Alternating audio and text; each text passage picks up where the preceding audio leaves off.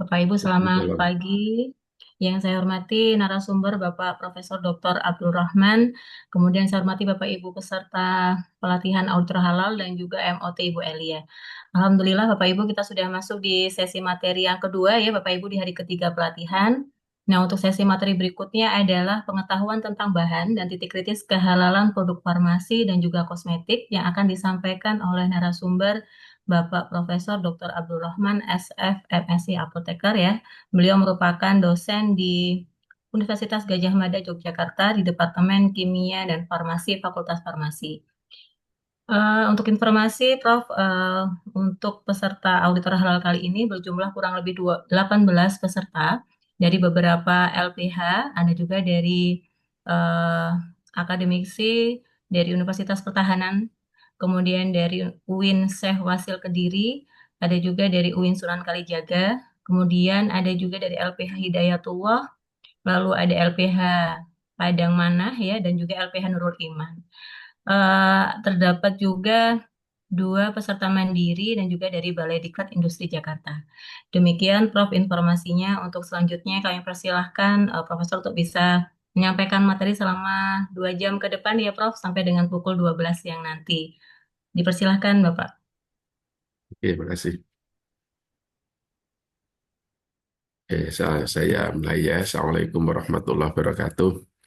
Alhamdulillah, salatu wassalamu ala rasulillah Muhammad ibn Abdillah wa ala alihi wa sahbihi wa ala mabad. Yang sangat kami hormati para pengurus Halal Institute ya, yang untuk kesekian kalinya kemarin akhir Januari saya ngisi hampir tiap ada pelatihan nih saya ngisi tanggal kemarin minggu kemarin juga ngisi tapi untuk Pemilih yang internasional. internasional. Nah ya sekarang kita kembali lagi ke nasional. Bapak Ibu semuanya saya ditugasi oleh Halal Institute untuk materi yang sama yang terkait dengan pengenalan bahan dan titik kritis untuk obat dan juga kosmetik. Ya saya share materi saya. Eh, Windows.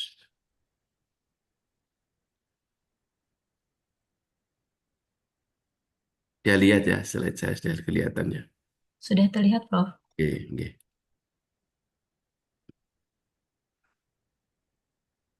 Oke, jadi materinya yang ditugaskan kepada saya adalah pautan tentang bahan baku dan titik kritis kehalalan produk dalam hal ini adalah kosmetik dan farmasi.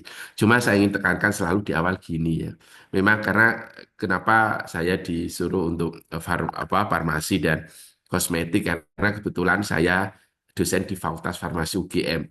Hanya saja bagi teman-teman semuanya calon auditor yang bukan farmasi ini juga applicable karena prinsip audit itu kan sama, pengalaman kan nggak ada bedanya ketika saya mengaudit untuk bahan makanan, minuman dan juga untuk kosmetik dan sediaan farmasi kan sama gitu ya. Nah, ini yang membedakan kan memang kompetensi kita, kompetensi keilmuan ya, kompetensi keilmuan bukan kompetensi dalam hal sebagai auditor. Karena gini, ini bagus ya era BPJBA ini bahwa seorang auditor itu harus S1 bidangnya juga sesuai seperti saya ini ya nggak pernah ngaudit penyembelian gitu karena nggak mampu gitu karena itu bukan bidangnya. Tapi kalau makanan, obat, kosmetik kan itu memang wilayah-wilayah ilmu farmasi. Kalaupun saya ngaudit ngaudit apa hewan itu hanya saya sebagai apa pengantar ya yang tahu ya dosen-dosen atau auditor-auditor yang basicnya adalah animal science ataupun kedokteran hewan gitu ya. Oke, sehingga nanti nggak usah khawatir nanti sama dan prinsip-prinsip apa yang saya sampaikan itu juga applicable untuk yang makanan dan minuman ya gitu. Oke, ini pengenalan saat ini saya sebagai manajer lab terpadu di UGM dan juga pelaksana tugas kepala lembaga pemeriksa halal di UGM ini. UGM dia punya lembaga pemeriksa halal. Dulu saya sekolahnya memang di bidang halal, ya. Jadi ini ijazah saya memang dalam bidang Doctor of Philosophy dalam bidang halal food analysis gitu. Bukan orang farmasi yang menekuni halal. Memang sekolah saya dulu memang terkait dengan halal hanya saja memang bidang saya karena kimia atau menganalisis. Jadi menganalisis lemak babi, daging babi, gelatin babi itu ya itu bidang yang saya tekuni ya. Kemudian ini sertifikat kompetensi. Ya, sertifikat kompetensi dari BNSP nanti Mas dan Mbak bagi yang lanjut ke sertifikasi untuk apa uji kompetensi juga akan dapat. Lah, saya ingin berbagi. Ketika nanti Mas dan Mbak itu melakukan uji kompetensi, ya ini anu ya, ini apa gini nanti ada kita semua nanti pinter sendiri ya. Maksudnya gini, nanti secara sistem, cara pengalaman. Jadi mungkin di awal loh kita bingung ya. Saya itu untungnya, saya itu lama jadi manajer teknik ISO 17025 gitu. Jadi menghadapi auditor, melaksanakan audit itu sudah ya sudah sering gitu karena terbantu karena pada waktu itu sebagai manajer teknik. Jadi selalu diaudit gitu. Nah, sekarang saya naik pangkat sebagai auditor halal gitu. Nah, sekarang gantian yang audit biasanya kan diaudit gitu. Jadi ini ketika kita mengaudit pangan ya kita pertama nanti melakukan pertemuan pendahuluan dengan pelaku usaha, dengan penyelia ya, dengan tim manajemen halalnya. Kemudian kita lakukan apa audit bahan baku, kemudian proses ya, kemudian produk akhir ya, kemudian kita cek SJPH-nya sistem jaminan produk halal ya, bagaimana bahannya, prosesnya, apa monitoring tanggung jawab, kemudian apa komitmen tanggung jawab, monitoring dan evaluasi ya yang ada di SJPH ya seperti itu. Nah, eh, ini kalau tadi itu tadi ini makanan ya. Ya, makanya saya cerita ini makanan kalau ini herbal ini kebetulan yang punya itu orang apa dosen di salah satu universitas swasta di Jogja sudah dokter jadi kita enak diskusinya gitu ya gitu.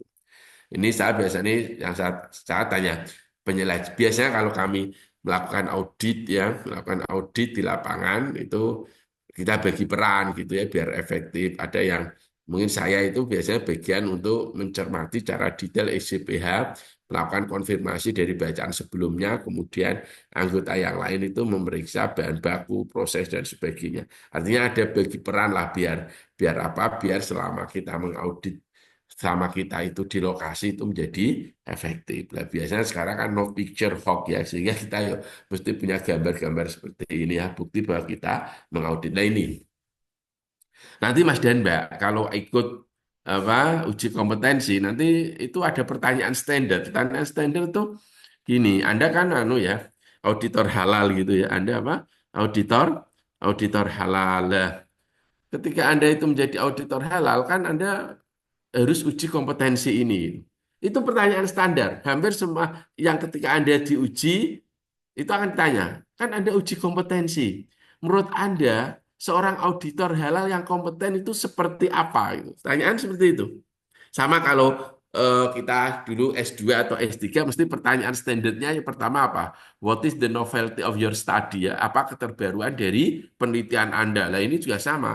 Siapa itu apa auditor halal yang kompeten? Nah, nanti ya dijawab seorang yang sesuai ini ya bahwa halal auditor itu adalah seseorang yang diberi wewenang untuk menguji atau untuk mengaudit kehalalan suatu produk dan seorang auditor halal yang kompeten itu memiliki yang pertama sekarang kan knowledge. Makanya Bapak Ibu teman semuanya dikasih pemahaman ya knowledge pengetahuan terkait dengan aspek-aspek kehalalan produk ya mulai syariahnya, dalilnya apa, peraturan undang-undangnya ya, peraturan Menteri Agama, KMA 1360 tentang positive list dan sebagainya dan sebagainya. Itu pengetahuan.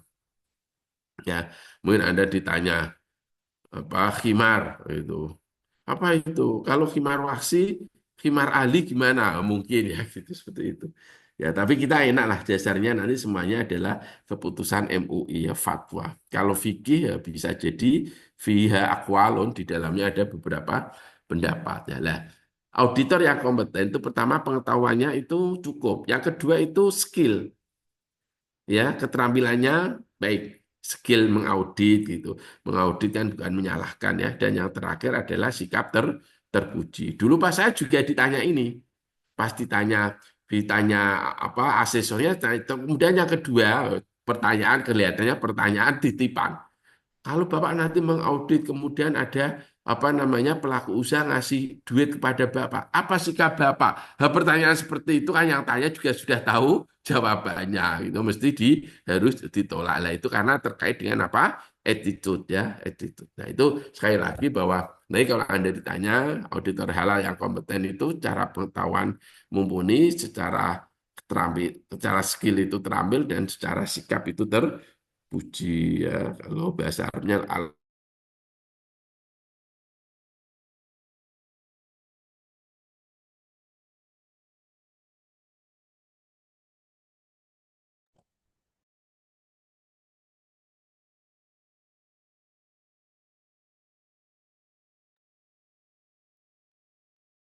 siapan ya apa pemeriksaan bahan dan proses melakukan pra pemeriksaan itu baca dulu SJPH kemudian melakukan pemeriksaan bahan dan proses dan terakhir melaporkan hasil.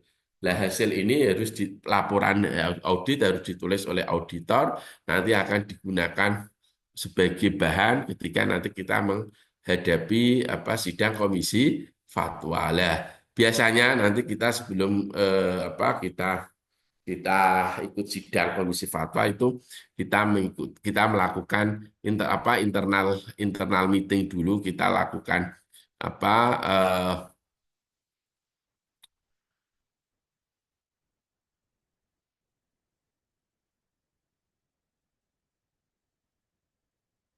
apa namanya eh,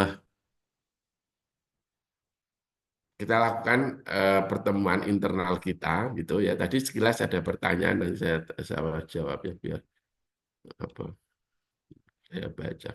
Berarti ketika audit pelaku usaha bisa boleh ya, boleh tim tidak hanya seorang.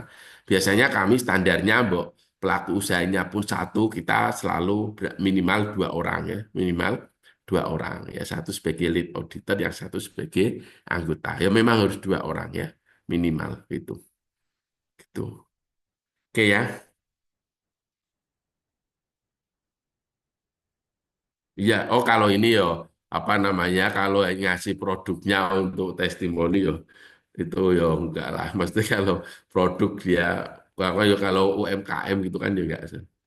Ya kalau itu kadang saya ada yang nolak. Kalau saya kadang ada yang standar auditornya itu beda-beda ya. Kebanyakan pada kalau kami yo rata-rata nolak kemarin sempat kami itu ngaudit di apa pelaku usaha rumah potong hewan itu loh ketika mau dikasih ya ditolak itu sama Pak Kiai, Pak Profesor Sarmin itu ya. Biasanya ya kalau produk seperti itu ya ditolak. Tapi kalau semacam koyo makanan kecil gitu kan, ya mesti kita semuanya bisa, bisa, bisa memilah mana yang itu apa namanya. Maksudnya kan biasanya kan kita juga biasanya dikasih suguhan yang minuman teh atau air mineral gitu, itu seperti itu. Tapi ya ada mungkin yang seperti KPK itu bawa minum sendiri, bawa snack sendiri itu juga ada. Gitu. Oke.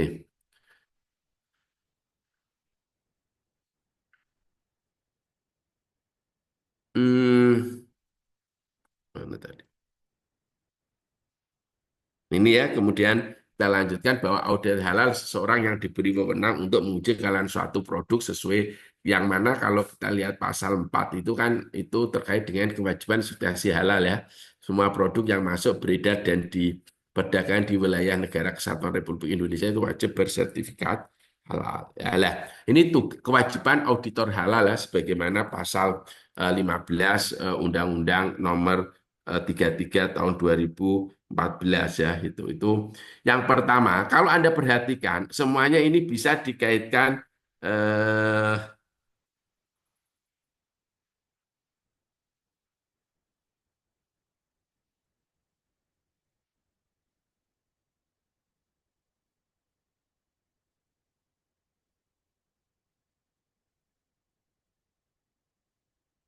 jadi yang pertama kalau kini kita kaitkan ini semuanya bisa kita kaitkan dengan SJPH. SJPH itu kan isinya ini Bapak Ibu.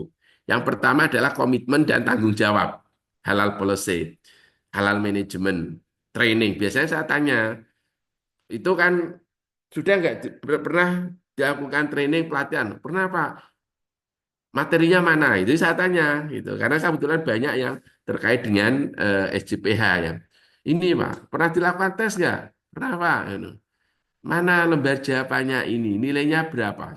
terus ada evaluasinya enggak? Seperti itu. Jadi kita detail. Evaluasi kalau dia sudah Anda latih, ya, itu ada evaluasinya enggak gitu. Seperti itu ya. Maka itu karena itu terkait dengan komitmen dan tanggung jawab. Ya, itu pelaku usaha mesti ngisi SJPH ini, kemudian kita nanti memastikan itu ngecek ya.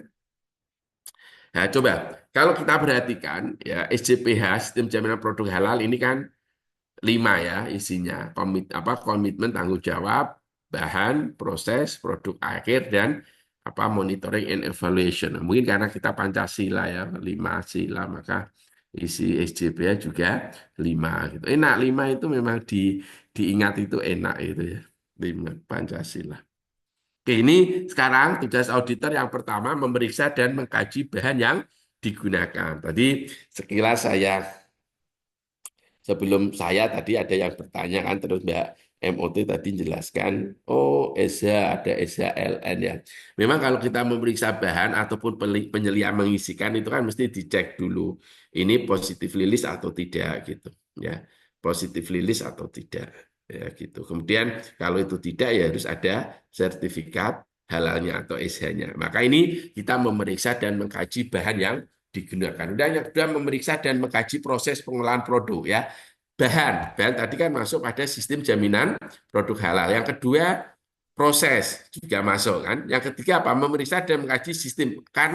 Tadi karena sistem penyembelihan ini kritikal karena ini terkait dengan hewan. Bahan apakah itu digunakan untuk obat, kosmetik atau bahan kosmetik ataupun makanan itu kalau berasal dari hewan itu dia sangat kritis, highly critical. Lah, ketika dia itu makanya itu penyembelihannya itu harus dievaluasi gitu cara penyembelihannya seperti apa. Makanya paling aman ya kita memang hmm,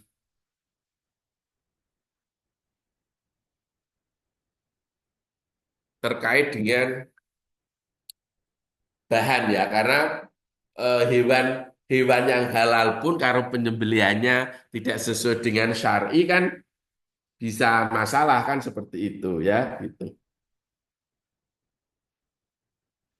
Oke, maka ini ada evaluasinya dan mungkin salah satu materi mesti ada terkait dengan penyembelihan. Oke, yang selanjutnya adalah meneliti lokasi produk. Ya, ini kan kita lokasi produk ya. Itu kita audit ya. Itu kita meneliti lokasi produk. Kemudian meneliti peralatan, ruang produksi dan penyimpanan ini terkait dengan proses dan juga produk akhir. Pemeriksaan pendistribusian dan penyajian produk, memeriksa SJPH, sistem jaminan halal pelaku usaha dan melaporkan hasil pemeriksaan dan atau pengujian kepada LPH. Nah, ini problem ini. Selama saya sebagai auditor di LPH UGM ini belum pernah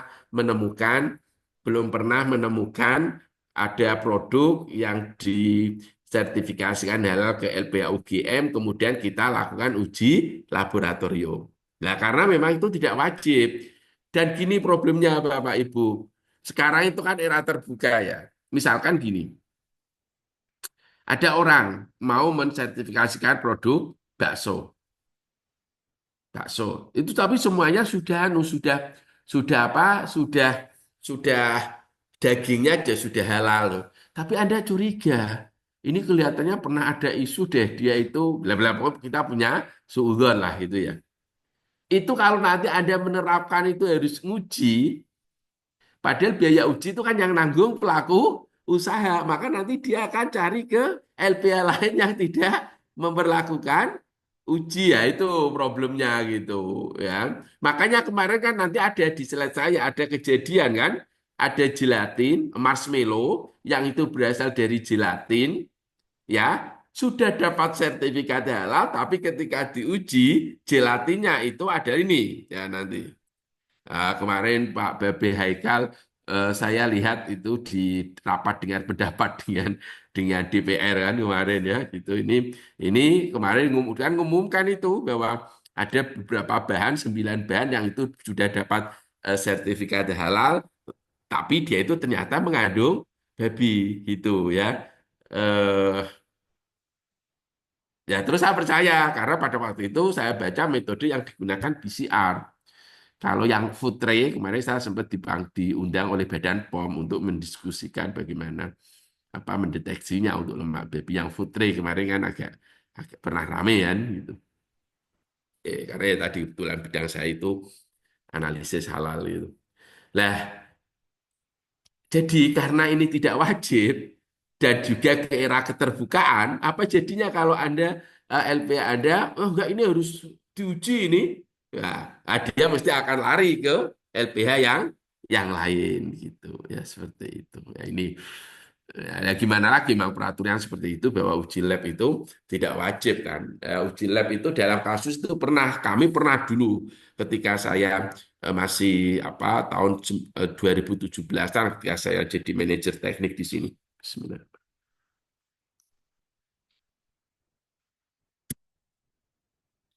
Jadi dulu ada ini Prof. Ika Dewi Ana itu wakil rektor UGM. Dia itu risetnya itu untuk bangkalan gigi, dental material. Nah, salah satu bahan dari dental material itu menggunakan gelatin. Nah, selama ini dia itu membeli gelatin itu dari suatu perusahaan yang sudah dapat sertifikat halal. Karena satu dua hal pabrik tadi tutup. Pabrik tadi tutup terus dia beli di pabrik yang lain lah ya, produsen yang lain. Nah, ternyata produsen yang lain itu tidak ada sertifikat halal, tidak ada SH-nya gitu. Kemudian dia mau mensertifikatkan halal ke dulu kan masih di LP POM ya, LP POM Jogja. Terus sama LP POM kan ditanya, ada nggak Bu sertifikat halalnya? Oh, nggak ada Pak, sama Bu Ika, Prof Ika itu. Ya sudah Bu, harus diujikan di lab. Akhirnya diuji di lab kami ya itu. Karena itu mau nggak mau memang harus diuji seperti itu. Karena apa? Karena tidak ada ESA. Kalau itu memungkinkan untuk diganti yang halalan dimungkinkan. Maksudnya kalau itu harus ada gelatin halal, ya itu ya pakai kita sarankan dia untuk untuk untuk ganti gelatin yang halal yang ada ya tapi posisinya kan nggak ada ini ya maka mau nggak mau harus dilakukan uji lab akhirnya kami uji lab dengan pembanding gelatin sapi dan gelatin babi dan ternyata itu gelatin sapi ya sehingga keluarlah sertifikat halal ya dan sekali lagi bahwa uji lab itu tidak wa tidak wajib. Nah, makanya di sini kalau itu nanti sekiranya ada hasil pemeriksaan atau pengujian lab, yaitu nanti auditor itu wajib melaporkannya. Ya, ini sudah lah. Ini kalau kita lihat isu dalam kehalalan produk ya, menurut guru saya Allah yarham Prof. Yakub ya. Eh, Minimal ada tiga isu ya. Isu yang pertama, apakah itu dalam bentuk makanan? Yang kedua itu apakah itu terkait dengan obat kosmetik, maka isu itu terutama ada tiga isu. Yang pertama adalah di bahan baku, yang kedua di proses, dan yang ketiga ke teknik autentikasi. Nah, di bahan itu kita tahu Bapak Ibu, ini problemnya itu ini loh ya, banyak sekali dari babi ini yang bisa dari makanan bisa dijadikan untuk makanan kosmetik gitu. Ya, ini seperti ini. Mungkin lipstick Mbak-mbak itu kalau nu yang paling saya sering riset pakai lemak baby kan. Jadi kalau untuk membuat krim lotion, lipstick memang bagus Pak karena setengah padat itu konsistensinya. Putih juga, putih juga. Kalau kita menyiapkannya benar. Makanya di sini lipstick. Kalau ini apa ini face saya nggak ngerti apa pelindung wajah ya ini bisa jadi kolagen. Saya punya mahasiswa S3 sekarang melakukan riset mengisolasi kolagen dari domba Garut. Nggak tahu kok yang dipilih Garut. Ya, tapi itu artinya untuk kita kemandirian dan bahan baku. Katanya untuk yang glowing itu katanya mbak-mbak sekarang ya. Glowing itu kan pakai apa kok? Kolagen. Nah itu hati-hati kolagen. Bisa jadi itu coming from porcine berasal dari babi ya. Ini banyak ini, there are 40 products. Ada 40 produk yang itu derived from pig, yaitu berasal dari apa? babi, maka hati-hati ya. Hati. Nah, itu isu yang pertama itu terkait dengan bahan. Kemudian isu yang kedua itu terkait dengan apa? Proses, dan yang ketiga terkait dengan metode deteksinya ya. Metode apa? Deteksinya. Lah, tadi karena kita nggak mewajibkan uji lab, terutama yang itu ada potensi-potensi dari hewan, ya kan? Potensi yang ada dari hewan itu apa? Gelatin, kan gitu kan? Daging, gitu. Kemudian apa?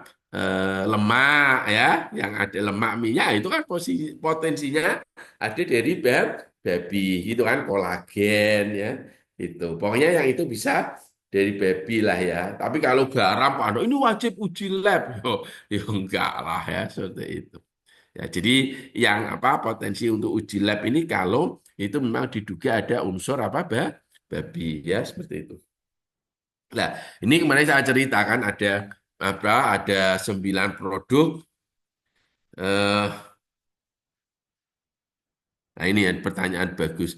Jika produk bakso dan sejenisnya sudah ada stat penyembelihan halal, apakah masih perlu analisa? Tadi enggak, jangankan enggak perlu, artinya tidak harus ya, tidak harus analisis lab karena sudah ada. Ya, secara umum kan uji lab itu apa? Ini dari Samarinda ya, Pak Sasongko itu dulu yang dari LP POM. Saya pernah diundang di LP POM Samarinda itu dulu pernah kasus apa Mas? Kasus apa yang restoran yang di bandara itu. Itu terkait dengan dulu buat bumbunya itu loh ya. Pak Sulis, Pak Sasongko saya pernah dulu di untuk itu. Nah, jadi kalau itu tidak wajib, tadi saya bilang untuk uji lab itu nggak wajib problemnya gitu ya, apalagi itu sudah ada bakso. Nah, cuma kalau kita punya suuzon, punya kecurigaan itu ada, kalaupun Anda itu menerapkan uji ya, maksudnya uji ya hanya untuk lab sendiri, karena kalau itu Anda kembalikan ke pelaku usaha, ini Bapak harus selalu uji lab yo. Dia akan lari lari ke LPH yang tidak mewajibkan. Kan lumayan, lumayan kalau harus uji lab misalkan 1 atau 2 juta kan ya lumayan gitu ya. Oke. Kemudian ini eh tadi saya bilang karena itu tidak uji, maka ini kan, dan itu sangat boleh jadi itu juga akan terjadi di kemudian hari ya. Ada produk-produk yang itu sudah memperoleh sertifikat halal, begitu diuji ulang di lab, ternyata dia mengandung apa? hmm, Gelatin babi. Ujinya pakai PCR itu, makanya saya percaya lah. Ini contohnya marshmallow, ya. Marshmallow diproduksi oleh Sugere Food Corporation Filipina ya ini. Ini dari Filipina, Pak. Ini dari mana lagi ini? Filipina juga. Cina ya ini ya. Cina, Cina, Cina. Ini mana ini? Ya, Cina juga lah. Jadi saya maklum karena gini, kalau di negara-negara yang mayoritas non-Muslim ya, mayoritas non-Muslim, mungkin bahan seperti tulang dan kulit itu daripada dibuat gelatin. Tapi kalau di kita tulang apa atau kulit kan ya enak, langsung sapi itu langsung cepet jadi uang untuk kikil nasi Padang misalkan kan gitu. Sehingga apa lebih cepat dapat dapat uang gitu ya. Sehingga kita harus hati-hati ya, terutama itu kalau gelatin itu berasal dari negara-negara yang mayoritas non Muslim ya gitu. Nah, ini kewajiban halal, sertifikat halal ini untuk apa? Untuk tahun ini itu kan meneruskan makanan minuman, kemudian produk herbal dan juga kosmetik. Nah, ini mesti rame lagi Pak tahun ini. Sertifikasi halal ini tahun ini mesti rame ini. Ya, gitu. Sehingga ini dasarnya adalah tadi di pasal 4. dasar apa kewajiban halal. Indonesia ini kan ya mewajibkan, mungkin satu-satunya negara yang mewajibkan sertifikasi halal. Di Malaysia pun belum ya. Dulu saya sekolahnya di Malaysia S3-nya itu pun dia masih voluntary. Voluntary itu sukarela. Di kita kan mandatory ya, wajib karena ada undang-undangnya, Undang-Undang Nomor 33 Tahun 2014 terkait dengan halal product assurance ya, jaminan produk halal. Dan di situ nyatakan bahwa produk yang masuk, beredar dan diperdagangkan di wilayah Republik Indonesia wajib disertifikat halal. Ya ini ya, yang dimaksud produk itu banyak ini. Makanan, minuman, ya.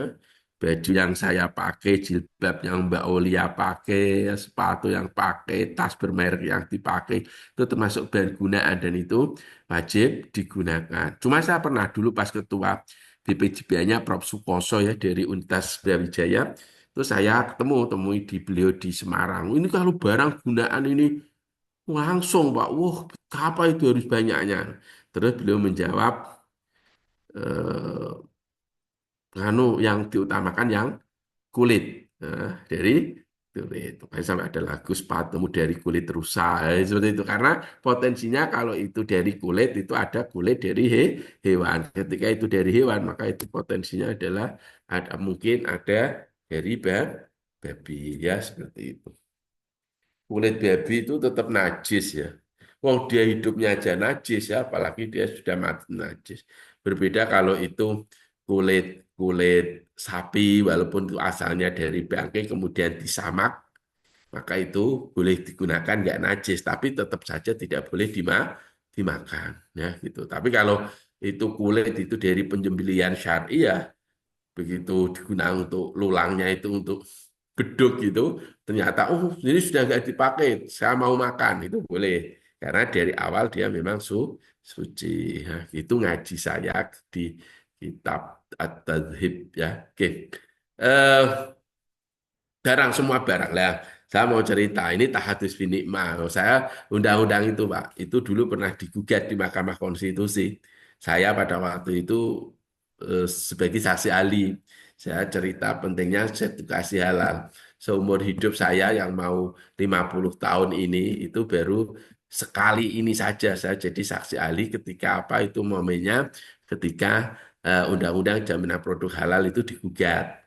Menggugatnya teman saudara Nasron, saudara kita non Muslim ya. Karena kan tadi ya di pasal 4 kan verbatimnya kan semua produk yang masuk beredar dan diperdagangkan kan wajib bersertifikat halal. Terus dia pada waktu itu di salah satu tuntutannya orang Medan ya, pengacara yang nuntut S2 ya itu. Kalau gitu saya mau cari daging ini, mau cari ini kan berarti nggak bisa karena itu nggak beredar. Ya, terus dijelaskan. Akhirnya apa permohonannya ditolak semuanya dan undang-undang ini masuk ya ini.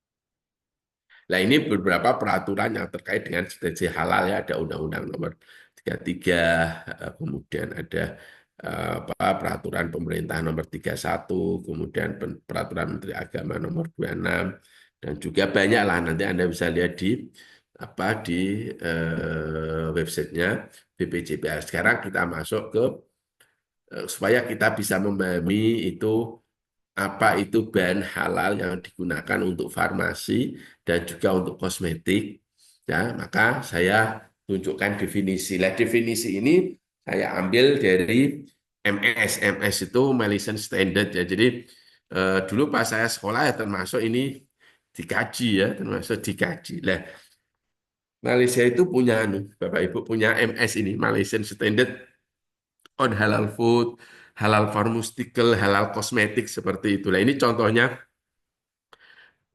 dia selalu di setiap standar terkait dengan halal, mesti dia punya definisi kan, apa itu halal pharmaceutical, tapi itu semuanya sama, dalam artian seperti ini, halal pharmaceutical do not contain. Nah ini kalau kosmetik juga sama, do not consist. Tadi konten ini consist or contain. Oh, saya nggak tahu bedanya consist or contain.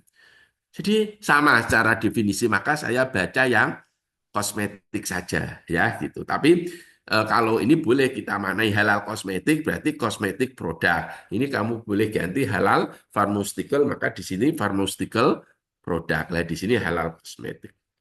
Jadi ini pengetahuan tentang bahan ini harus kita tahu ini ya, cara definisi ya. Bahwa kosmetik atau produk kosmetik halal itu apa? Adalah produk kosmetik yang mengandung komponen-komponen yang diizinkan menurut hukum syariah dan ini fatwa ini. Yang edisi terbaru ini ada fatwa dulu tidak. Hanya provided under the Syariah law and fatwa. Memang kalau untuk kepentingan sertifikasi halal mestinya berdasarkan pada fatwa ya, karena fatwa itu kan tunggal. Tapi kalau hukum fikih, hukum syariat, nah itu seringkali elektif dia, bersifat elektif. Ya. Kalau dalam bahasa fikihnya itu fihi qaulani atau fiha aqwalun. Itu di dalamnya ada dua pendapat. Dulu kasus vaksin AstraZeneca kan, ada satu menyatakan halal, boleh, yang satu menyatakan non, barangnya ada satu. Karena tadi kalau kita nggak mendasarkan fatwa ya bisa berbagai pendapat. Makanya di sini di Malaysia ini bagus sudah halal kosmetik itu adalah produk kosmetik yang mengandung komponen-komponen yang diizinkan di bawah hukum syariat dan fatwa. Ada kata-kata dan fatwa. Karena mungkin kan hukum syariatnya untuk jilatin sapi, untuk jilatin babi itu kan juga terjadi perbedaan. Ujung terkait dengan apakah itu istikhalah atau tidak. Istikhala itu dari fi'il madhi istahala istakhil istikhalatan. Jadi berubah ya. Bagi ya, ini kan terjadi kalau kita menggunakan hukum syariat, hukum fikih, nanti ada dua pendapat. Ada yang menyatakan boleh, ada yang menyatakan tidak halal. Fatwanya di kita tidak boleh. Nah, itu contohnya. Karena itu dari ada unsur babi. Nah, itu yang sama. Kalau Anda nanti mau dicari hukum fikihnya, yo nanti ada yang menyatakan halal dan ada yang menyatakan haram, ya. Itu. Makanya ini penting itu ada bagus ini ada kata-kata en fatwa, ya. Dan mungkin Anda sudah dapat materi dari Kiai Sofiyuddin terkait dengan fatwa. Jadi nanti jangan tanya ke saya, hukumnya apa Pak ini? Oh, saya bukan ulama, bukan ahli fikih ya. Jadi nanti daripada dol mudil, saya sesat dan juga menyesatkan, maka pertanyaan terkait dengan hukum sebaiknya tidak diberikan ke saya, tapi disimpan untuk diberikan ke kiai atau pemateri yang terkait dengan fatwa. Jadi yang pertama, tidak boleh mengandung bagian apapun dari materi hewan yang dilarang oleh hukum syariat. Jadi produk sediaan kosmetik, sediaan farmasi halal itu harus bebas dari bahan-bahan yang itu berasal dari komponen non halal atau berasal dari hewan non halal. Kami menyebutnya adalah pig derivatif. Mungkin ada ya di paper sini ada enggak ya? Mungkin enggak ada ya. Saya biasanya kalau nulis paper saya menyebutnya ada pig derivatif ya, turunan turunan apa? Turunan babi itu. Nah, maksudnya turunan babi itu apa? Ya bukan celeng, bukan aja bukan ya maksudnya lemaknya, dagingnya, bulunya, ya, tulangnya, kulitnya itu semuanya disebut dengan turunan babi. Nah ini sama, ini artinya sediaan kosmetik halal itu tidak boleh mengandung komponen apapun yang itu berasal dari hewan non halal. Hewan non halal itu apa? Kalbi wal khinjiri seperti apa? Asu dan juga anjing dan juga eh, apa? Celeng. Cuma celeng itu kan kalau dalam bahasa Arab kan ada dua. Ada celeng waksi itu yang liar, itu babi liar itu, dan yang kedua adalah khinjir yang ahli, yang diternak, itu yang babi yang kita kenal yang kulitnya putih itu, ya kalau celeng kan hitam. Saya sudah punya Pak, saya sudah ada mahasiswa yang penuh mengembangkan metode analisis untuk daging babi, daging sapi, maaf, daging anjing, daging tikus, daging celeng, ya itu sudah rata-rata berbasis pada kromatografi dan juga spektroskopi dan PCR. Ya itu nggak boleh. Ya, jadi tidak boleh itu berasal komponen apapun yang berasal dari hewan non halal atau hewannya itu halal tetapi ini disembelih dengan cara tidak halal ya, tidak disembelih sesuai dengan hukum syariat dan juga fatwa ya. Makanya komponen yang berasal dari hewan ini kritis ya, kritis karena apa? Karena tadi ada potensinya hewannya itu non halal atau potensi yang kedua eh,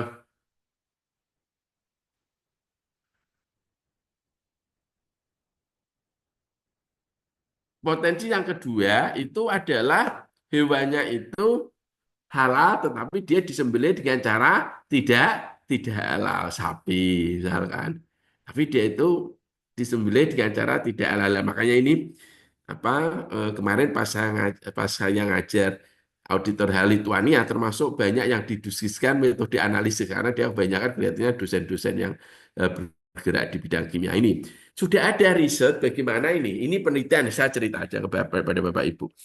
Sudah ada penelitian yang mencoba membedakan antara daging hewan yang disembelih dengan halal dan yang satu dengan cara tidak halal. Yang dengan halal namanya zabiha.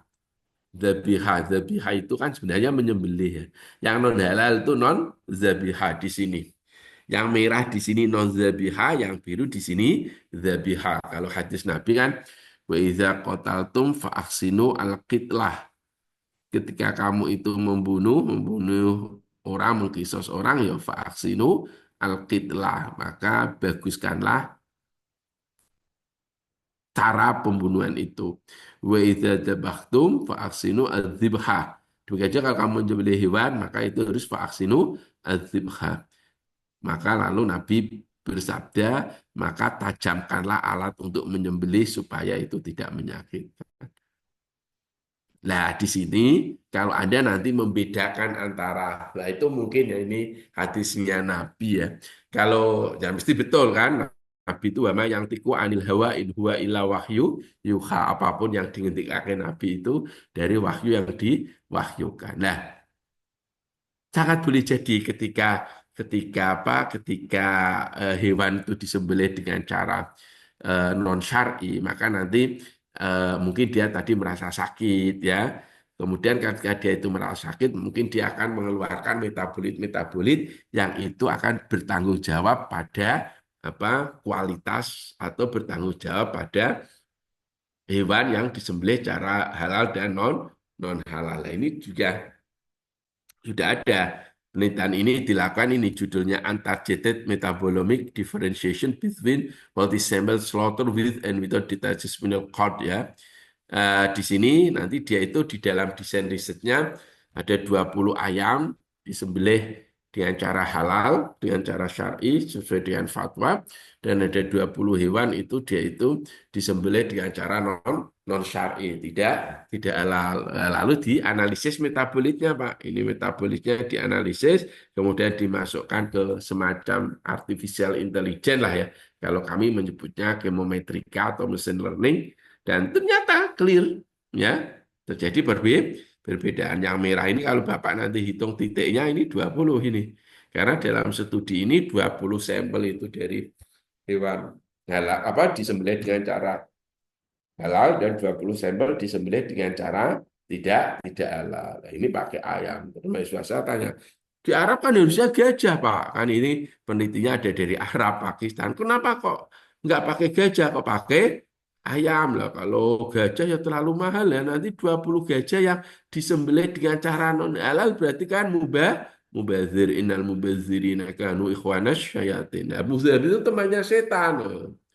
Ya kan, kan mana ini hanya cukup boleh tulangnya saja setelah disamak, kulitnya saja setelah disamak. Karena dia najis kan, karena disembelih dengan cara tidak syar'i. Ya. Terus saya bilang, kalau kamu ya ayam ya masih mahal, saya bilang gitu. 20 ayam masih mahal. Kalau kamu cukup cari burung emprit aja lah yang 20 disembelih dengan cara halal, 20-nya tidak ya. Oke, sekarang kita masuk apa? Kita kembali lagi ke sini. Yang kedua itu tidak boleh mengandung najis sesuai dengan hukum syariah.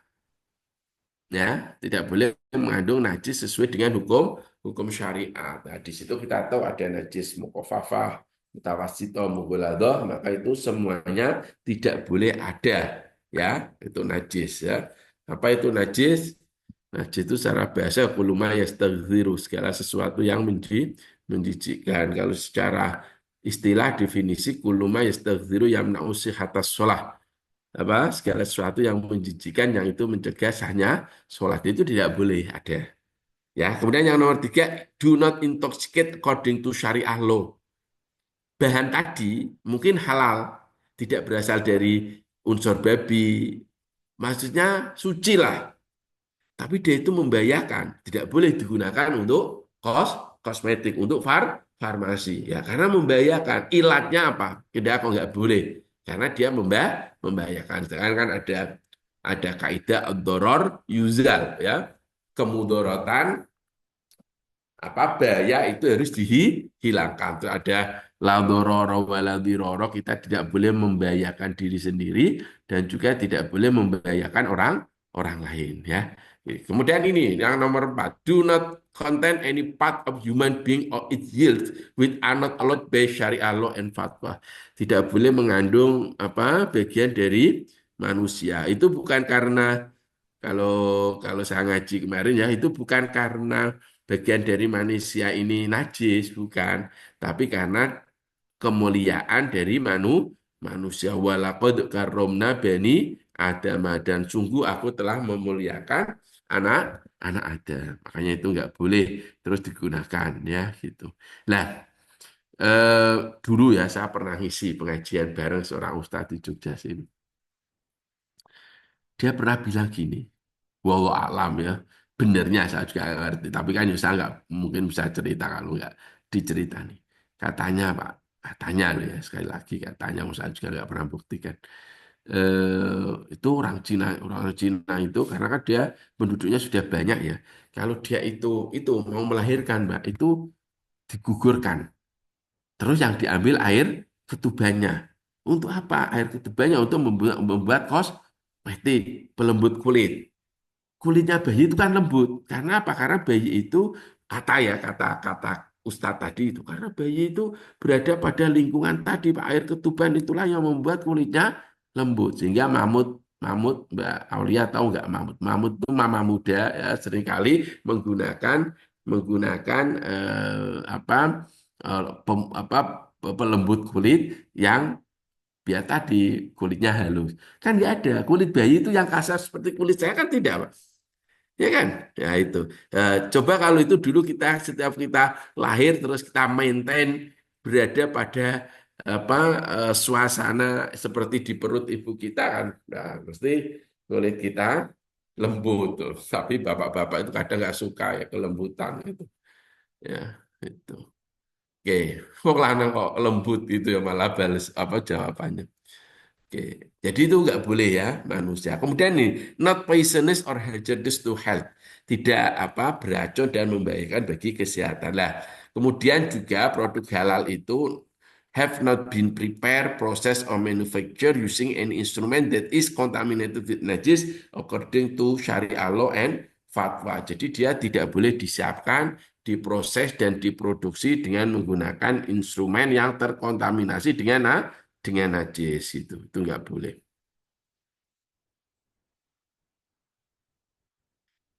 ya karena tadi kontak dengan najis kan berarti namanya mutanajis itu nggak boleh. Nah,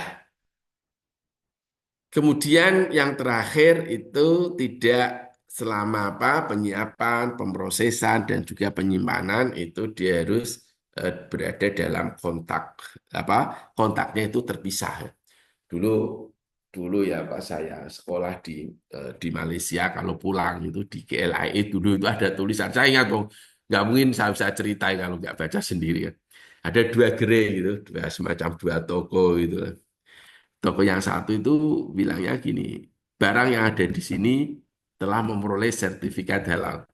Terus yang satunya lagi ada tulisan barang yang ada di sini kehalalannya tidak dijamin. Nah, gitu ya. Ini karena dia punya standar. Karena apa? Antara yang jelas halal, yang sudah memenuhi sertifikat dengan yang belum itu harus harus dipisah.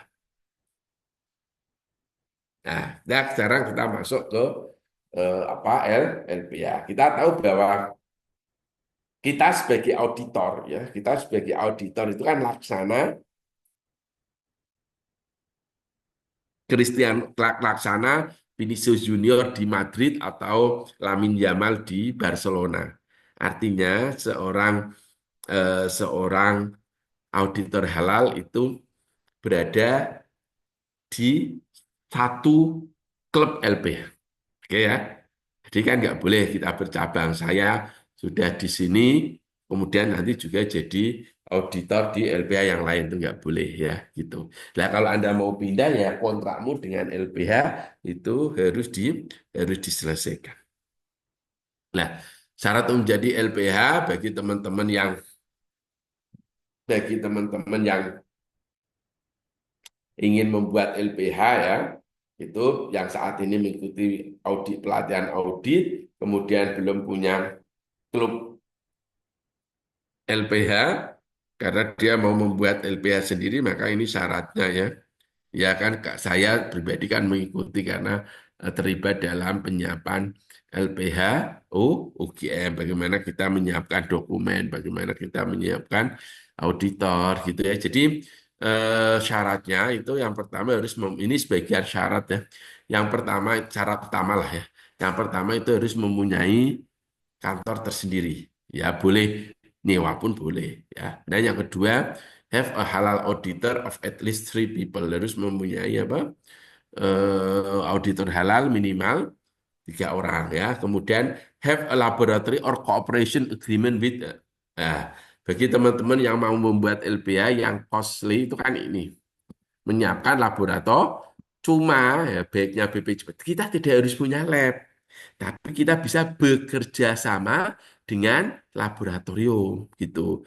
Misalkan saya orang Pati, Nah, padi saya mau membuat LPH ya, maka saya membuat lab terlalu mahal kan, maka saya bisa kerjasama dengan Universitas Diponegoro misalkan ya gitu. Keuntungannya apa ya tadi? Keuntungannya kalau harus melakukan uji LPH, maka LPH itu akan mengirimkan sampelnya ke mitra tadi yang mempunyai lab yang bisa kita ajak kerjasama ya gitu itu. Kemudian tadi punya 3 auditor dan ini yang terkait dengan akreditasi oleh BPJPA, maka nanti kita menyiapkan dokumen.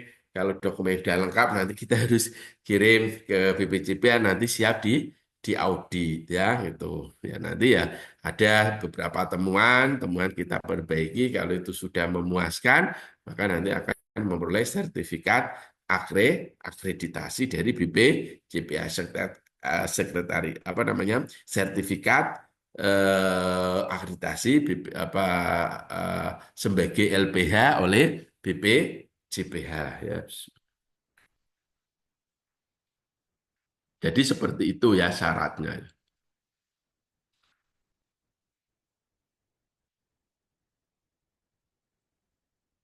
Oke, kita lanjutkan.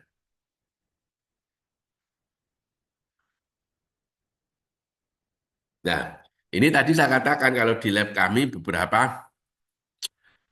sudah terakreditasi ISO 17025 ya. Itu standar internasional untuk lab pengujian dan lab kalibrasi. Yang mengakreditasi lab itu namanya KAN ya, Komite Akreditasi Nasional. Ini ya, kami punya 2 ruang lingkup yang terkait dengan babi. Yang pertama adalah eh, untuk bakso dan nugget, dan ini sudah terakreditasikan ya, artinya metodenya sudah ISO accredited ya, sudah terakreditasi ISO ya. Kemudian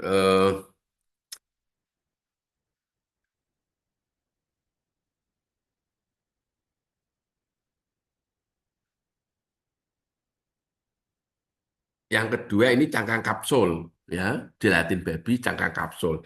Tapi ada dua-duanya itu kita menggunakan metode PCR ya, real time PCR itu.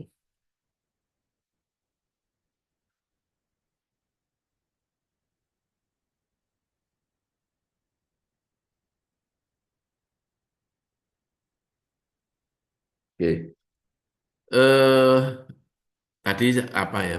Ini yang menurut saya kalau ini kan anu ya potensial ya. Jadi kan saya itu juga berencana punya LPH, saya aslinya kan padi ya LPH dan LPH itu kalau tahun pertama Pak seperti di UGM ini oh, apa masih Pratama. Jadi hanya lingkupnya hanya di Jogja. Tapi kalau kita sudah utama itu bisa mengaudit yang ada di luar provinsi. Nah, sehingga kalau saya mau mengaudit Jawa Tengah, kami LPOGM belum bisa, ya, karena belum utama. Ya, itu. Padahal kalau wilayah Jogja kan nggak seluas Jawa Tengah ya, gitu. Seperti Jawa Timur lah. Artinya kalau kita utama, ya itu bisa kemana-mana. Ya, sekarang kita masuk ke ini anu ya alur sertifikasi halal ya. Saya pikir kita semua sudah paham ya bagaimana alur sertifikasi halal mulai dari pelaku usaha apa yang harus disiapkan dan setiap LPH itu harus mempunyai skema audit ya, skema audit untuk apa yang menjadi ruang lingkupnya. Nah, kami di UGM ini kan anu ya Pak, menguntungkan karena apa? Hampir semua bidang ilmu itu kan ada di sini ya gitu. Ya, mungkin saudara-saudara yang dari UIN mungkin kan akan kesulitan misalkan kalau untuk mencari dosen yang dokter hewan atau mencari dosen yang farmasi kan gitu harus. Tapi kalau di sini di UGM kan bidangnya apa sehingga ruang lingkup apapun kan bisa kita. Karena tadi ya, karena bahwa untuk mengaudit ini kan harus kompeten base ya berdasarkan berarti basic kompetensi yang ada pada seorang auditor ya. Intinya kita harus membuat skema audit sesuai dengan ruang lingkup seperti obat dan kosmetik, makanan dan minuman, kemudian rumah potong unggas, rumah potong hewan, yaitu teman-teman peternakan dan juga teman-teman kedokteran hewan yang banyak mengaudit ini ya gitu. Oke. Nah ini kan kalau kita melakukan sekarang kita masuk ke evaluasi titik kritis obat dan kosmetik ya. Jadi bahan ya sekarang kita masuk ke titik kritis obat dan makanan. Jadi kalau bahan itu yang kritis tentunya kalau itu berasal dari apa? Hewan atau itu berasal dari mikrobia yang dibiarkan dengan suatu media yang mana medianya itu bersinggungan dengan hewan. Misalkan dalam suatu media menggunakan tripsin, enzim protease, tripsin. Nah, kemudian tripsinnya itu diambil dari babi. Nah, ini kan ada isunya itu adalah sesuatu yang mutanajis. Selalu kan debatnya gini, kalau ada bahan, ya kan, apa dia itu dikembangbiakan atau dibiarkan dalam suatu media, dan media itu ada unsur tripsin, dan tripsin itu diambil dari apa babi misalkan. Nah, itu kan selalu pendapatnya ada yang menyatakan boleh, ada yang tidak. Nah, maka kita kembali ke apa fatwa ulama, fatwa MUI seperti apa. Itu gini loh ceritanya. Bagi mereka yang berpendapat bahwa itu halal, bagaimanapun di produk akhir tidak akan ada tripsin karena tripsin di situ hanya sebagai katalis kan gitu. Dia melihat produk sekarang logika yang nah ini ada saya ngaji namanya kitab Fathul Mu'in itu dijelaskan sama kiainya gini. Logika yang mengapa kalau itu terkena unsur najis dalam hal ini tripsin itu tetap nggak boleh ya. Karena gini, Anda punya media, Anda punya media. Lah media ini ketika Anda tambah tripsin dari babi berarti kan najis munggo lato. Maka media ini statusnya menjadi mutanajis, sesuatu yang terkena najis. Bayangin aja berarti Pak sama pakaianmu kena dengan apa namanya air kencing anakmu misalkan. Berarti pakaianmu ini kan namanya mutanajis, sesuatu yang kena najis. Lah supaya pakaianmu itu bersih dari najis, maka harus dicuci. Nah, kan itu nggak mungkin media terus dicuci 7 kali salah satunya dengan debu. Ya nggak ada. Paham tuh nggak? Dan itu tidak ada proses Padahal itu mutanajis. Sehingga karena itu medianya sudah mutanajis, maka di produk sampai akhir tetap najis. Makanya itu tetap tidak boleh karena dia melihat pada proses. Tetapi jadi mereka yang bilang, di akhir tetap nggak ada. Ya nggak ada. Secara ilmiah ini tripsin hanya sebagai katalisator. Ya seperti itu.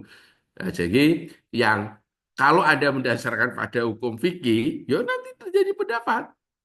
Ada yang boleh karena di akhir tidak ada yang tidak boleh. Ah, itulah komisi fatwa yang nanti akan memutuskan putusannya dok nggak boleh. Ya sudah nggak boleh seperti itu ya. Sehingga itu apa mengurangi perdebatan. Nah itu apa titik kritisnya ya sekali lagi itu adalah bahan kalau dari hewan seperti itu atau titik kritis dari bahan-bahan yang ada keterlibatan unsur hewani di situ maka ya bisa jadi hal-hal seperti tadi itu akan terjadi gitu ya. Jadi apa perbedaannya itu seperti itu.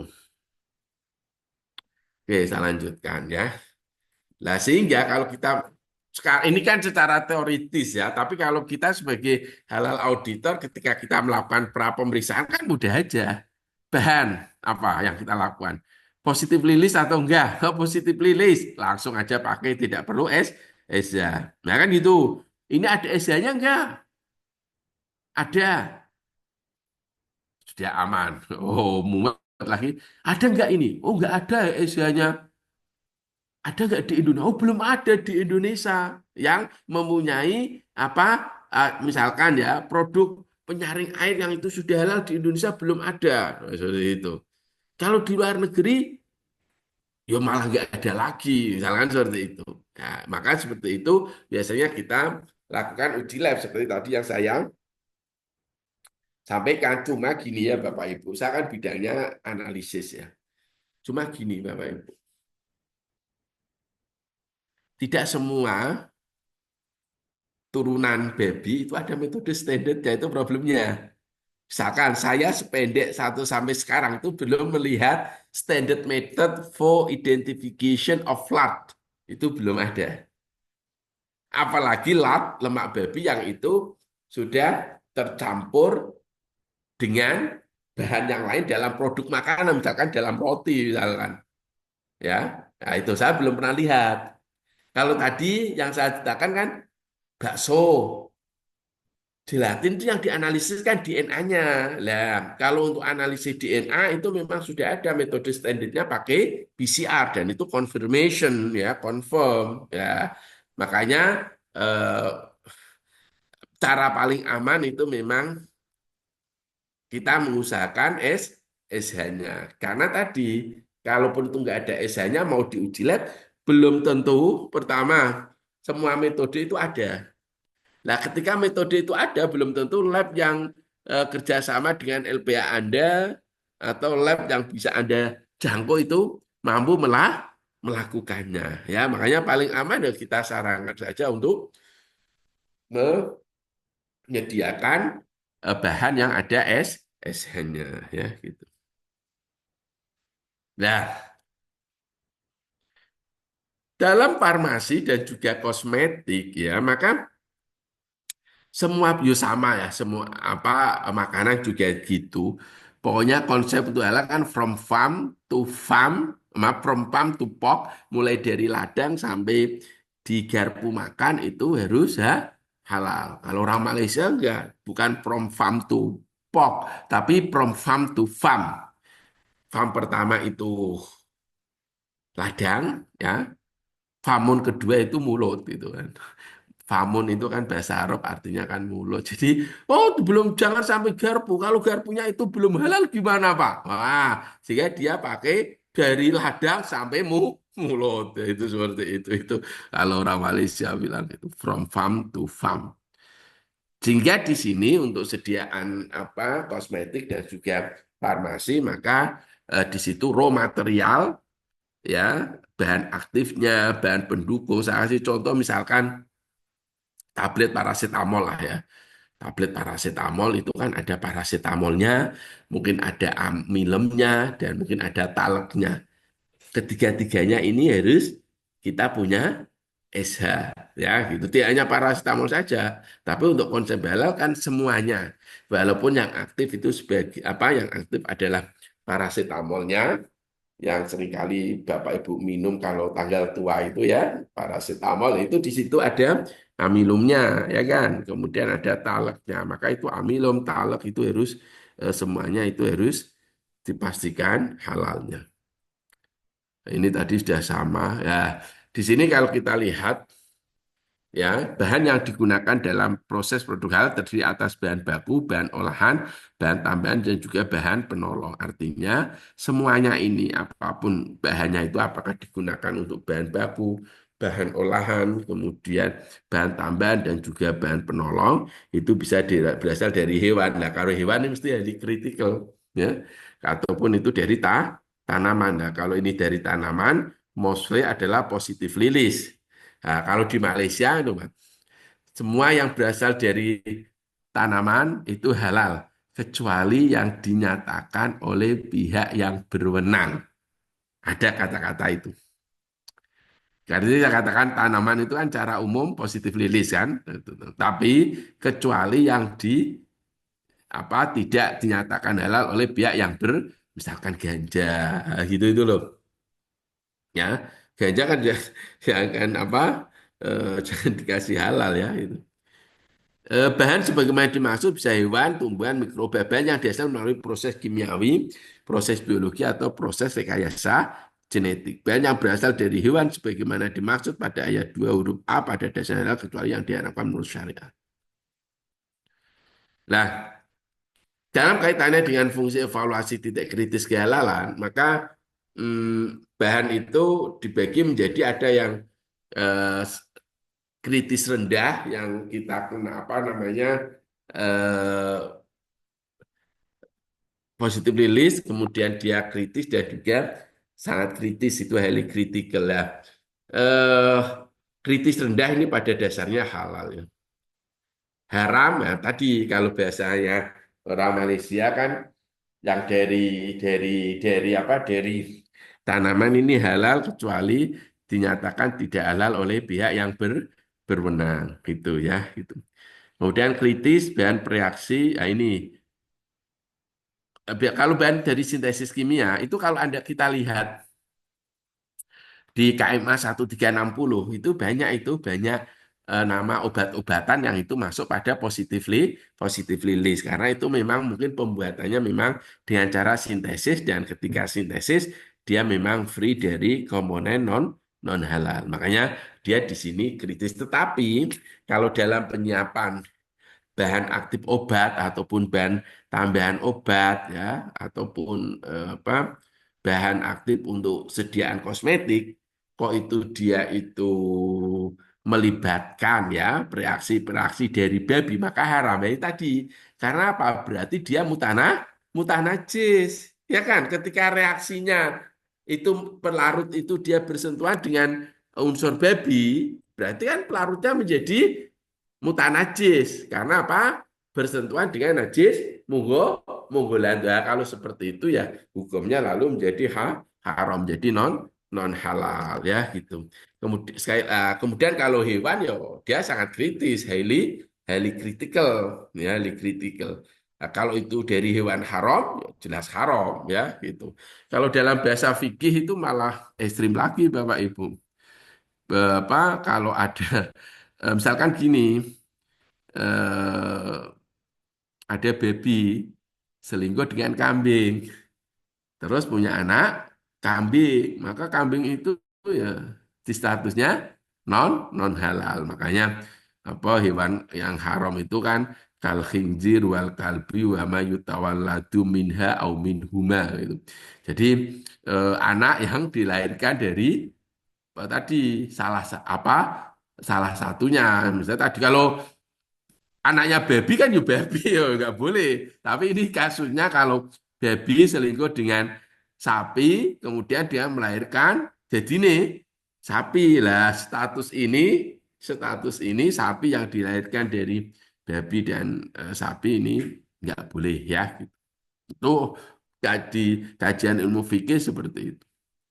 Nah, kalau itu bahannya itu dari produk mikrobia, maka dia ya sangat kritis selama ini medium pertumbuhannya itu kalau dia itu menggunakan bersentuhan atau menggunakan bahan najis, maka dia menjadi sangat sangat kritis. Karena tadi sudah saya jelaskan ya, tadi sudah saya jelaskan.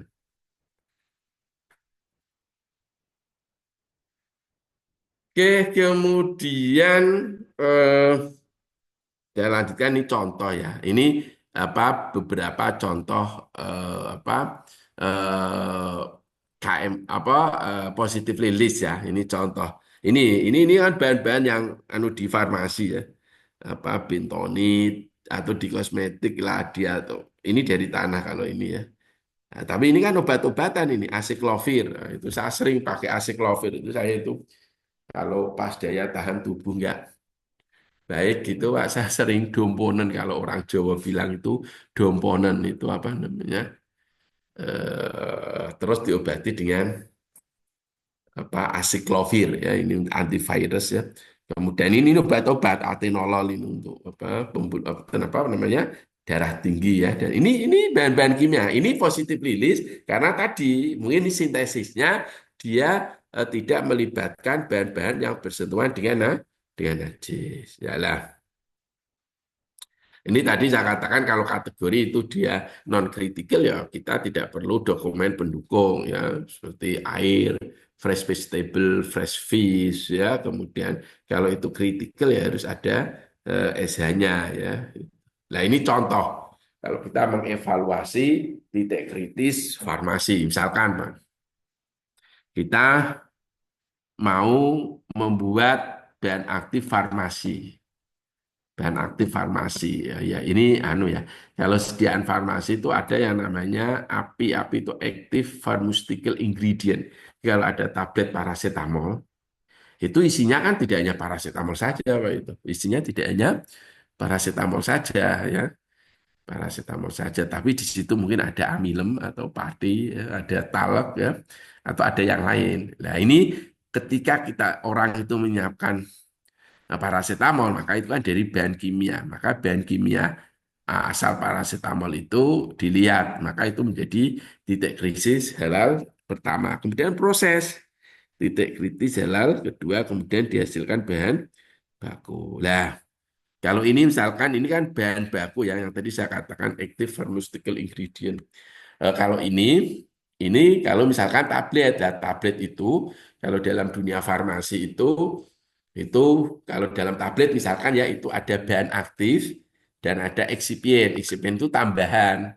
Tadi misalkan tablet paracetamol bahan aktifnya paracetamol, eksipiennya apa? Ada amilum, ada talek dan di situ eh, harus semuanya ada sertifikat halal atau positif lilis. Maka di sini bahan aktifnya contohnya paracetamol ini titik krisis halal pertama, kemudian di sini eksipien ini titik kritis halal yang kedua, kemudian ini proses ya pentabletan misalkan ya tablet di alat-alatnya nanti dilihat itu titik kritis halal yang ketiga dan juga nanti produk obat ini menjadi titik halal yang keempat ya gitu ya semakin banyak bahan bakunya semakin banyak bahan tambahannya atau XCB-nya dan semakin banyak kompleksitasnya prosesnya maka itu akan semakin banyak ketika kita mengevaluasi titik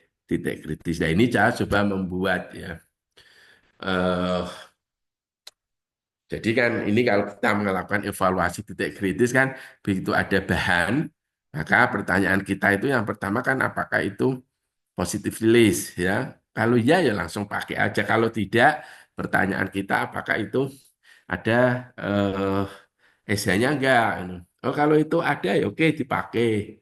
Apakah ESA dalam negeri atau ESA? Nah ini gini, saya mau cerita. Saya kok curiga ya, saya curiga ketika ini ya Ini pentingnya apa yang saya sebut dengan MRA, Pak, Mutual Recognition Agreement. Tadi kasus Jilatin tadi. Kasus Jilatin tadi yang dia sudah memperoleh sertifikat halal, tetapi dia itu ternyata ada unsur babi di jilatin. Itu bahan utamanya kan jilatin. Memperoleh ekstrak DNA dari jilatin itu susah, Pak. Dibanding kalau kita menganalisis DNA dari daging. Nah, saya curiganya bukan itu. Tapi saya curiganya itu karena mungkin perbedaan madhab ya. Tadi saya katakan bahwa untuk gelatin babi itu memang ada dua pendapat. Dan pendapat Imam Syafi'i yang dianut oleh Indonesia kan itu tidak boleh. Ya, makanya fatwanya gelatin babi tidak boleh. Tapi ada beberapa negara yang mempunyai madhab itu termasuk istikhalah yang tamah. Istikhalah itu perubahan yang sempurna. Sehingga itu boleh. Nah, sekarang ini bahaya gini. Kalau itu menurut satu negara itu boleh gelatin babi, sehingga kalau saya misalkan memproduksi cangkang kapsul, saya memproduksi cangkang kapsul. Terus komponenannya utama gelatin babi, bla bla bla bla bla. Tentunya saya tidak akan mensertifikasikan halal ke Indonesia, mesti nggak lolos kan? Maka saya mensertifikasikan ke negara lain yang memperbolehkan gelatin babi. Maka nanti akan dapat sertifikat halal. Mau bagi negara sana, dan gelatin babi itu halal. Maka dia akan memperoleh sertifikat halal luar luar negeri lah. Makanya sekarang BPJPH itu punya yang namanya MRA. MRA itu Mutual Recognition Agreement.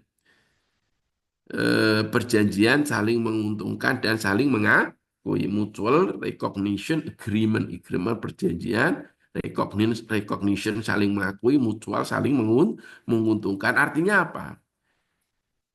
Kalau suatu produk itu misalkan kan yang jelas sama mazhabnya kan Indonesia dengan Malaysia. Kalau Indonesia kan halal ada di BPJPA, kalau di Malaysia kan di Jakim ya, Jabatan Kemajuan Islam Malaysia. Dulu memang pernah sebentar di HDC, Halal Development Corporation, tapi kemudian kembali lagi ke Jakim. Eh, Antara Jakim dengan Indonesia itu punya MRA, Mutual Recognition Agreement. Karena apa? Karena tadi dia cara mazhab sama. Sehingga kalau ada produk yang itu sudah ada, misalkan produk obat ya, sudah ada logo halalnya BPJP ya, maka itu kalau masuk ke Malaysia yo sudah, berarti dia nggak perlu dicek, nggak perlu disertifikasikan halal lagi karena dia sudah ada. Lah, makanya ini kita harus mengingatkan BPJP ya, BPJP harus melakukan MRE dengan negara-negara yang secara hukum fatwanya sama dengan kita. Ya, kalau enggak bisa bahaya itu. Karena tadi mungkin makanya saya itu curiga. Gelatin yang dipakai oleh tadi marshmallow itu kan sudah dapat certifikat halal ya. Berarti kan gelatinnya yang dipakai kan mesti halal. Cuma halalnya itu dari mana? Saya curiganya itu memang gelatin itu dari gelatin babi. Cuma itu dikeluarkan oleh negara yang memperbolehkan gelatin babi. Makanya begitu itu diuji, itu dia positif. Dan saya percaya dengan ujinya. Bahkan karena metode PCR. Itu loh. Saya curiganya itu. Ya, gelatin itu memang dari asalnya memang halal, tapi yang mengeluarkan SH-nya itu mungkin ini curiga saya, karena kan kita kalau mengaudit, Pak, kan mesti kita lihat begitu itu gelatin itu tidak ada logo SH-nya, kan mesti kita tolak, ya, atau kita minta dia untuk mengganti gelatin yang sudah ada sertifikat halalnya, itu curiga saya. Ya curiga ya boleh, curiga orang rasani orang aja kok ya. Curiga ilmiah gitu. Oke, dan makanya di sini saya katakan kalau halal syariat itu ada ya sudah, itu bisa langsung dipakai. Kalau tidak, harus dilakukan uji lab seperti tadi yang saya katakan. Yang kasus Prof. Ika Dewi Ana itu wakil rektor UGM. Itu tadi, lah itu problem. Nah, ini nggak masalah karena ada metode analisis yang digunakan untuk menguji gelatin. Tenang Mbak, Mbak moderator. Saya maksimal setengah 12 saya sudah selesai. Mesti sudah kapan Pak Abdul ini selesai untuk tanya jawab ya. Tenang, saya standar saya setengah jam pokoknya untuk tanya tanya jawab. Jadi saya sudah saya jamin Mbak, tenang saja. Baik, Udah Pak. nggak usah Pak Abdul kurang gini-gini nggak usah daripada nanti kamu ngatur waktunya ya. Oke, Baik, Pak, baik. jadi kalau halal sertifikat itu ada, itu langsung kalau nggak ada uji lab. Tapi problemnya tadi, Pak. Loh, saya kan bidangnya analisis kimia ya, analisis halal gitu. Ya apa bacaannya itulah ya, gitu. Terbukti ketika ada food trade juga saya yang dimintai tolong untuk bagaimana Pak metode analisisnya. Nah, problemnya itu tidak ada. Semua belum tentu ada metode uji untuk melakukan tadi. Coba Pak, misalkan itu emulsifier.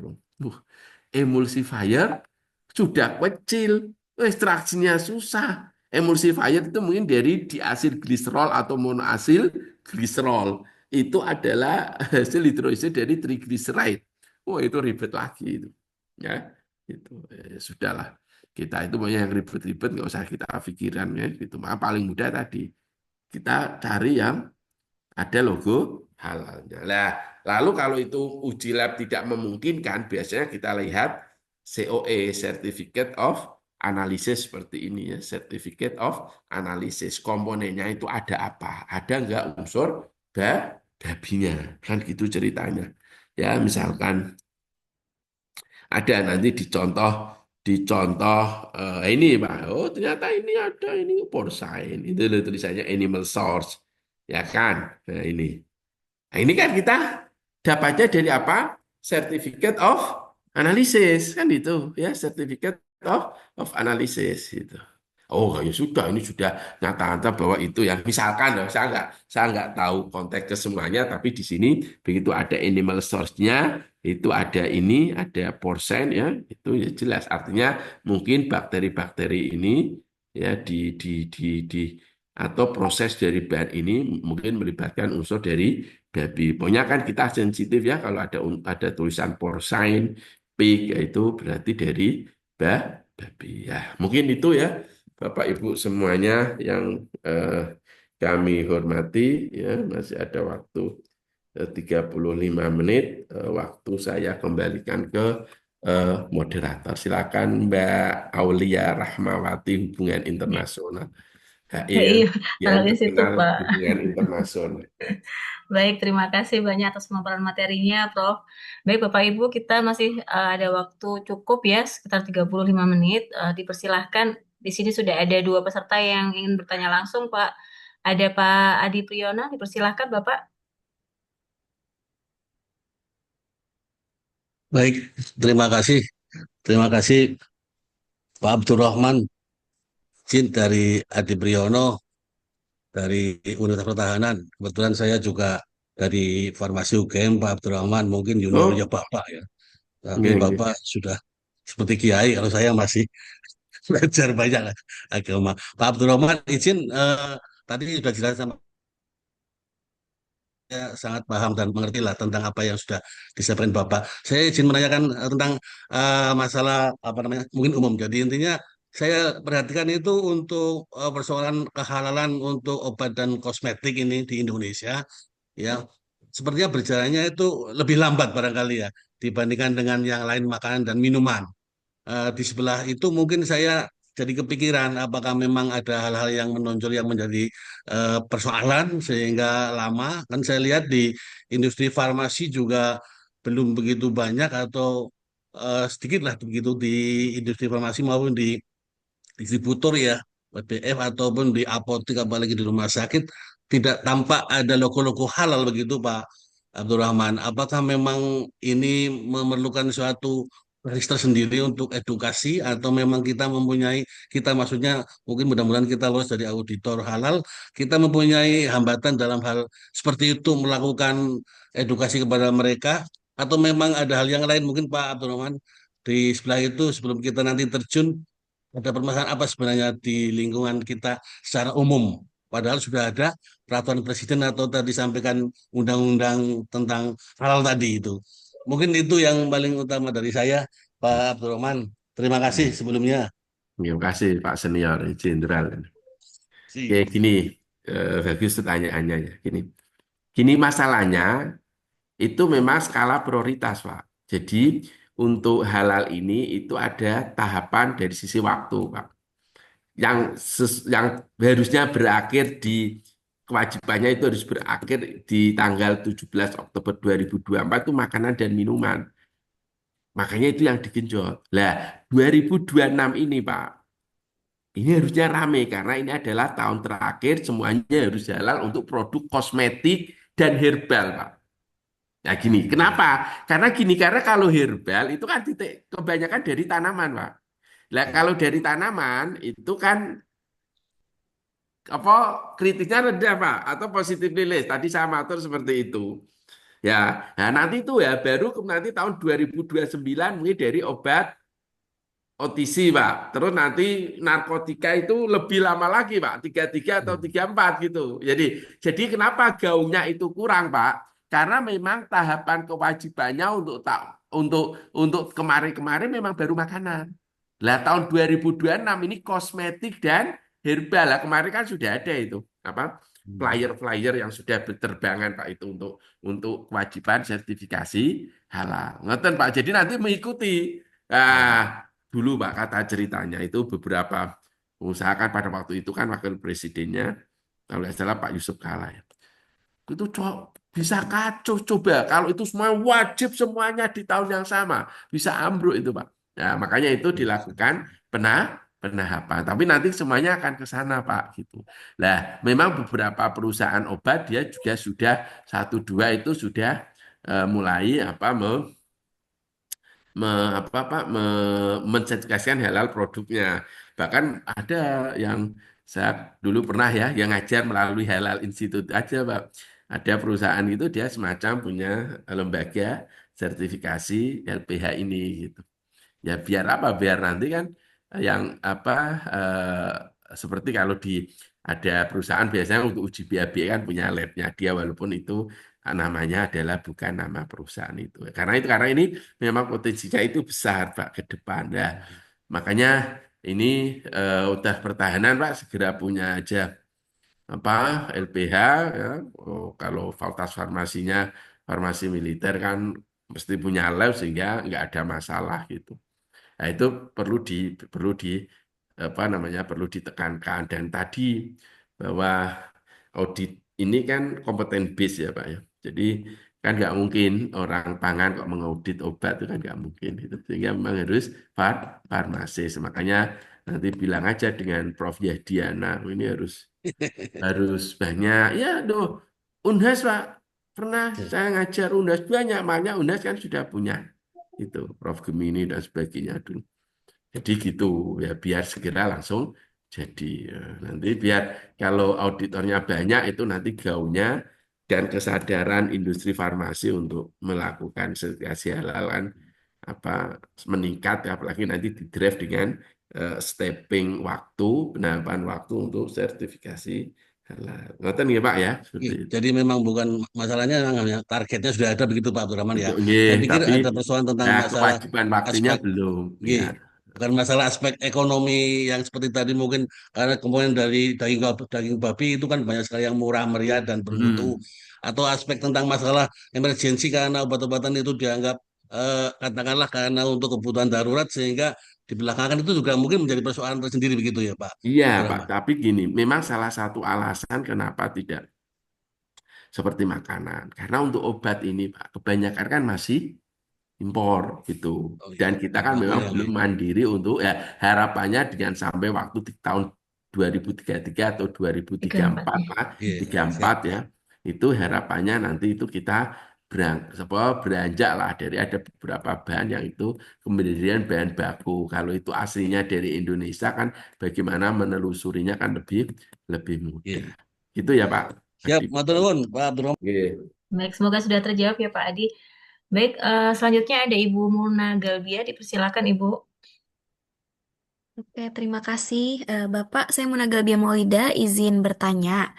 Kalau di klinik kecantikan itu kan suka ada treatment yang menggunakan darah gitu ya. Jadi darah kita diambil lalu diproses sebentar. Yang saya kurang tahu itu nama prosesnya apa. Lalu setelah didapatkan kandungan yang sesuai disuntikan kembali. Nah, kalau seperti ini hukumnya sudah jelas haram atau bagaimana? Terima kasih. Bagus kan sama dengan donor darah ya.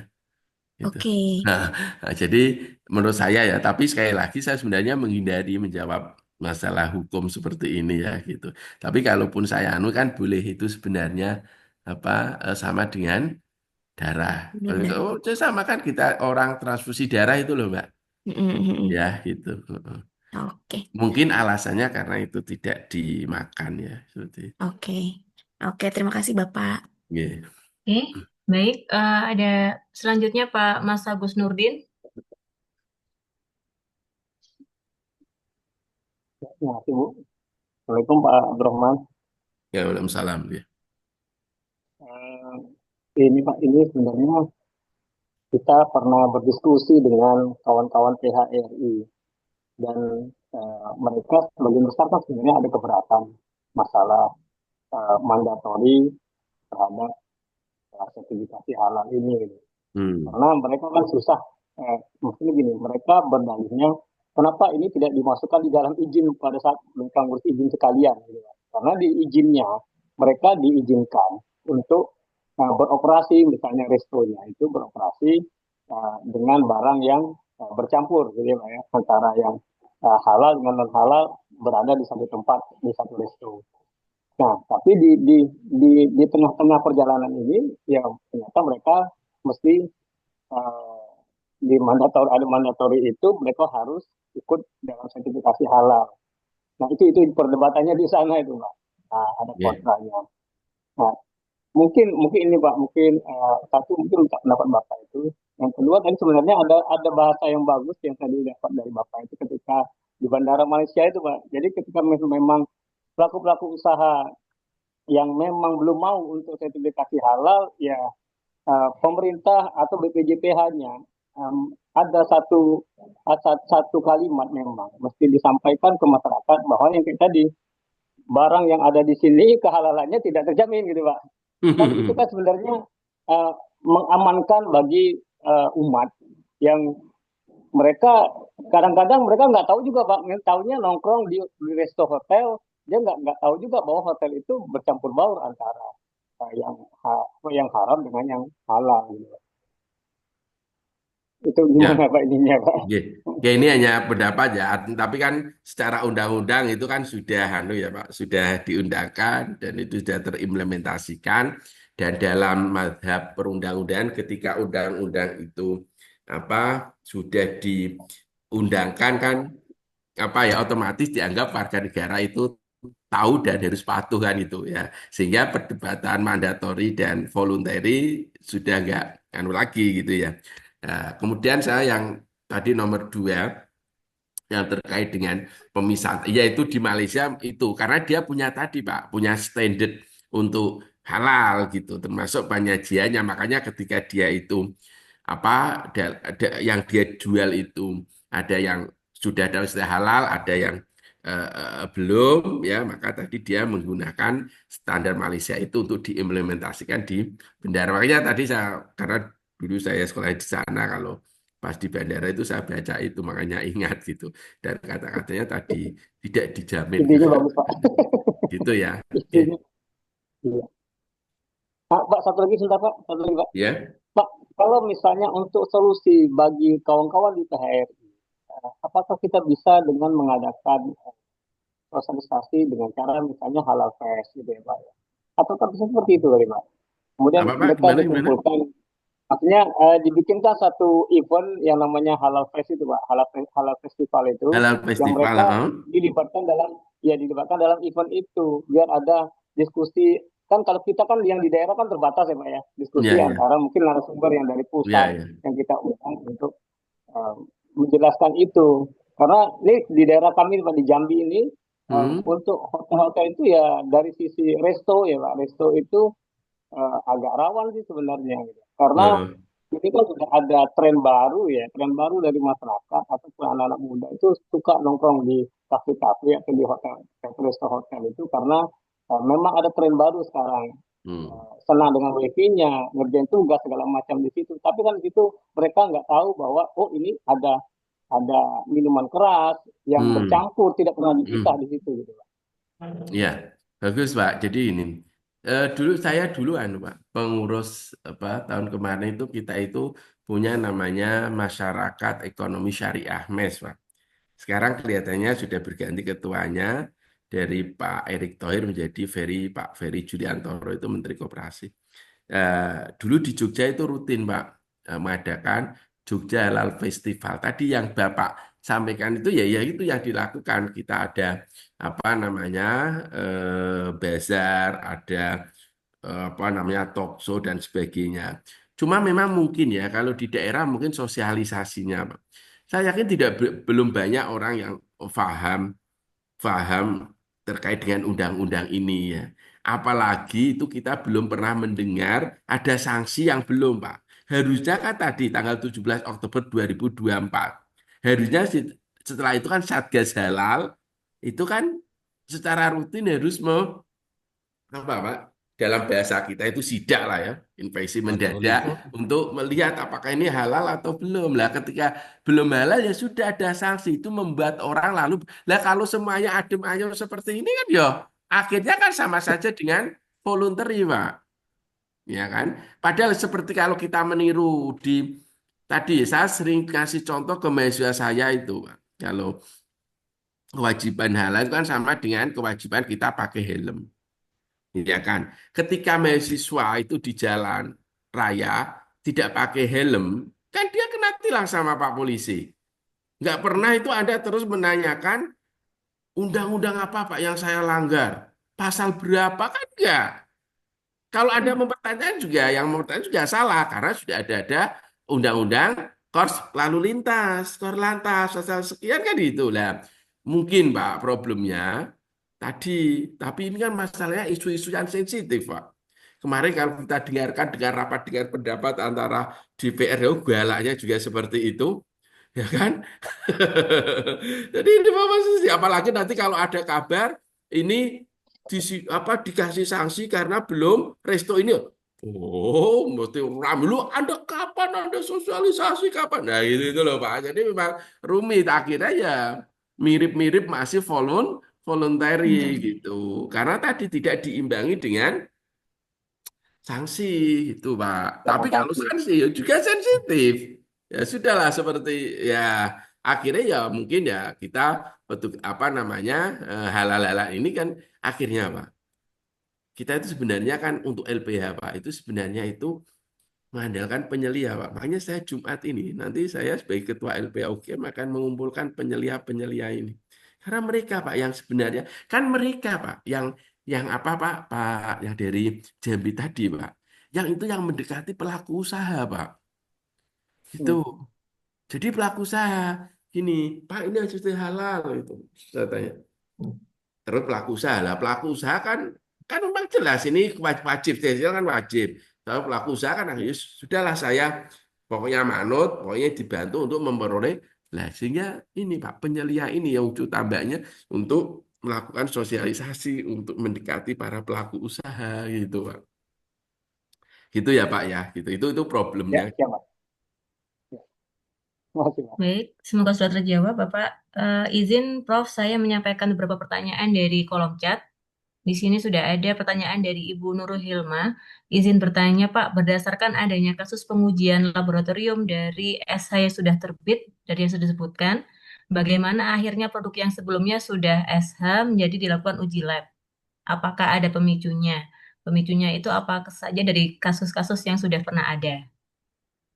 Oke. Eh, mestinya mestinya ditarik ya untuk tadi itu. Ya, mestinya ditarik. Dan juga produk-produk yang menggunakan gelatin yang sama dengan tadi itu, ya, itu mesti ditarik gitu. Pemicunya apa? Pemicunya ya tadi mungkin kecurigaan dari BPJPH gitu. Pemicunya apa? Kecurigaan gitu ya. Karena kalau kalau kita mbak di LPH kok langsung berarti kita nguji itu berarti kan harus kita sendiri yang membiayai gitu kan itu kelihatannya tidak lah sehingga pemicunya ya memang ya yang harusnya rutin ya ini mengecek adalah BPJBH gitu secara rutin. Kalau LPH kan nggak lah. Tadi saya cerita, kalau LPH yang mewajibkan, nanti malah lari. Dia akan mencari ke LPH yang tidak Tidak mewajibkan mewajib. uji. Ya itu problemnya. Padahal di satu sisi LPH kan juga ingin punya punya apa namanya pelaku usaha yang mensertifikasikan ke LPH kita gitu.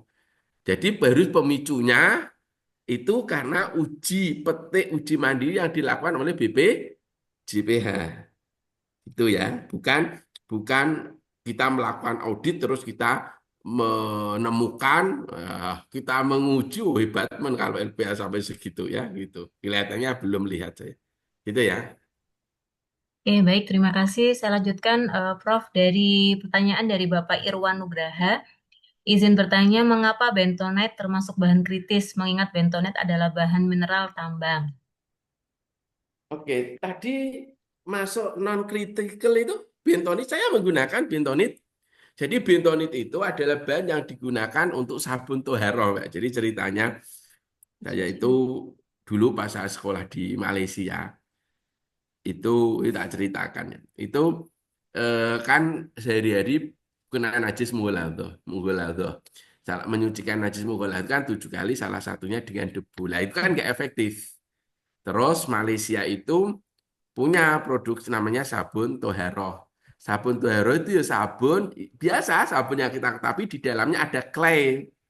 Lah clay-nya Oke, itu salah satunya dari bentonit. Dan bentonite. saya punya, terus mahasiswa saya sudah saya minta untuk membuat sabun dari bentonit. Dan bentonit bukan kritis, tapi tadi di KMA itu positif lilis. Positif list. Nah, itu harganya kalau di Malaysia itu kalau sabun Lugip, Leboy itu RM1 dulu pas saya sekolah itu RM6.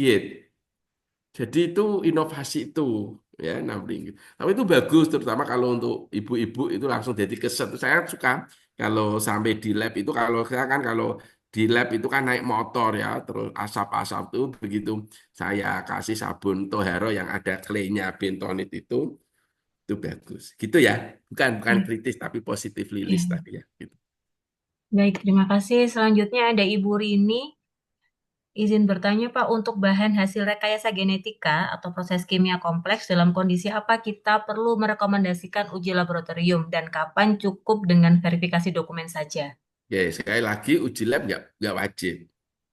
Sekali lagi kalau Anda merekomendasikan LPH kok merekomendasikan Uji lab. merekomendasikan itu nanti mungkin dia akan lari. Lah, sekarang kalau pertanyaan aja Anda apa untuk bahan atau proses kimia kompleks dalam kondisi apa kita kondisinya kalau itu bahan itu belum ada SH-nya. Gitu loh. Kalau bahan SH-nya kok sudah ada SH-nya kok Anda rekomendasikan halal, lari dia. Apa Anda rekomendasikan uji, Anda lari. Gitu loh. Apa si pelaku usahanya melalui penyelia akan lari lah. Mestinya kecuali memang ada kebijakan ya biar labnya pun hidup ya gitu mungkin tadi ada kebijakan kalau itu bahan-bahan yang berbasis pada gelatin. Kalau daging kan kita bisa menelusuri ya. Kalau daging kan kita bisa menelusuri karena biasanya dia masih lokal. Ya daging kan kita lokal. Tapi kalau gelatin, Pak, gelatin tadi loh. Atau mungkin produk rekayasa genetik. Ya, lah ini mungkin seperti inilah yang kita rekomendasikan tetap diuji lab walaupun sudah ada SH-nya karena kita nggak bisa menelusuri secara langsung di dalam dalam negeri itu. Ya, kita kan percaya SH yang dikeluarkan kecuali yang menerbitkan SH itu BPJPH. Maksudnya logo halalnya itu BPJPH, maka kita ya nggak usah merekomendasikan untuk diuji lab. Kalau Anda tanya pendapat saya, kapan itu harus direkomendasikan uji lab tadi? Kalau itu berbasis pada hewan, dan itu bahan import karena kita dan yang mengeluarkan sertifikat halal bukan BPJPH. Kan bisa jadi gini. Di Belgia misalkan, dia memproduksi gelatin. Cuma dia tahu bahwa pangsa pasarnya ini yang paling banyak itu di Indonesia. Nah, paham ya? Terus kalau saya nanti itu dia misalkan ini nggak mempunyai MRE dengan Indonesia. Berarti kan nggak diakui oleh Indonesia. Nanti di Indonesia juga dilakukan sertifikasi kembali. Ya, mau tidak mau harus apa direkomendasikan untuk uji lab. Gitu ya. Gitu kalau Anda tanya saya rekomendasinya ketika tadi barang itu impor ya dan yang melakukan seleksi halal dan SH-nya tidak dikeluarkan oleh BPJB. BPJH.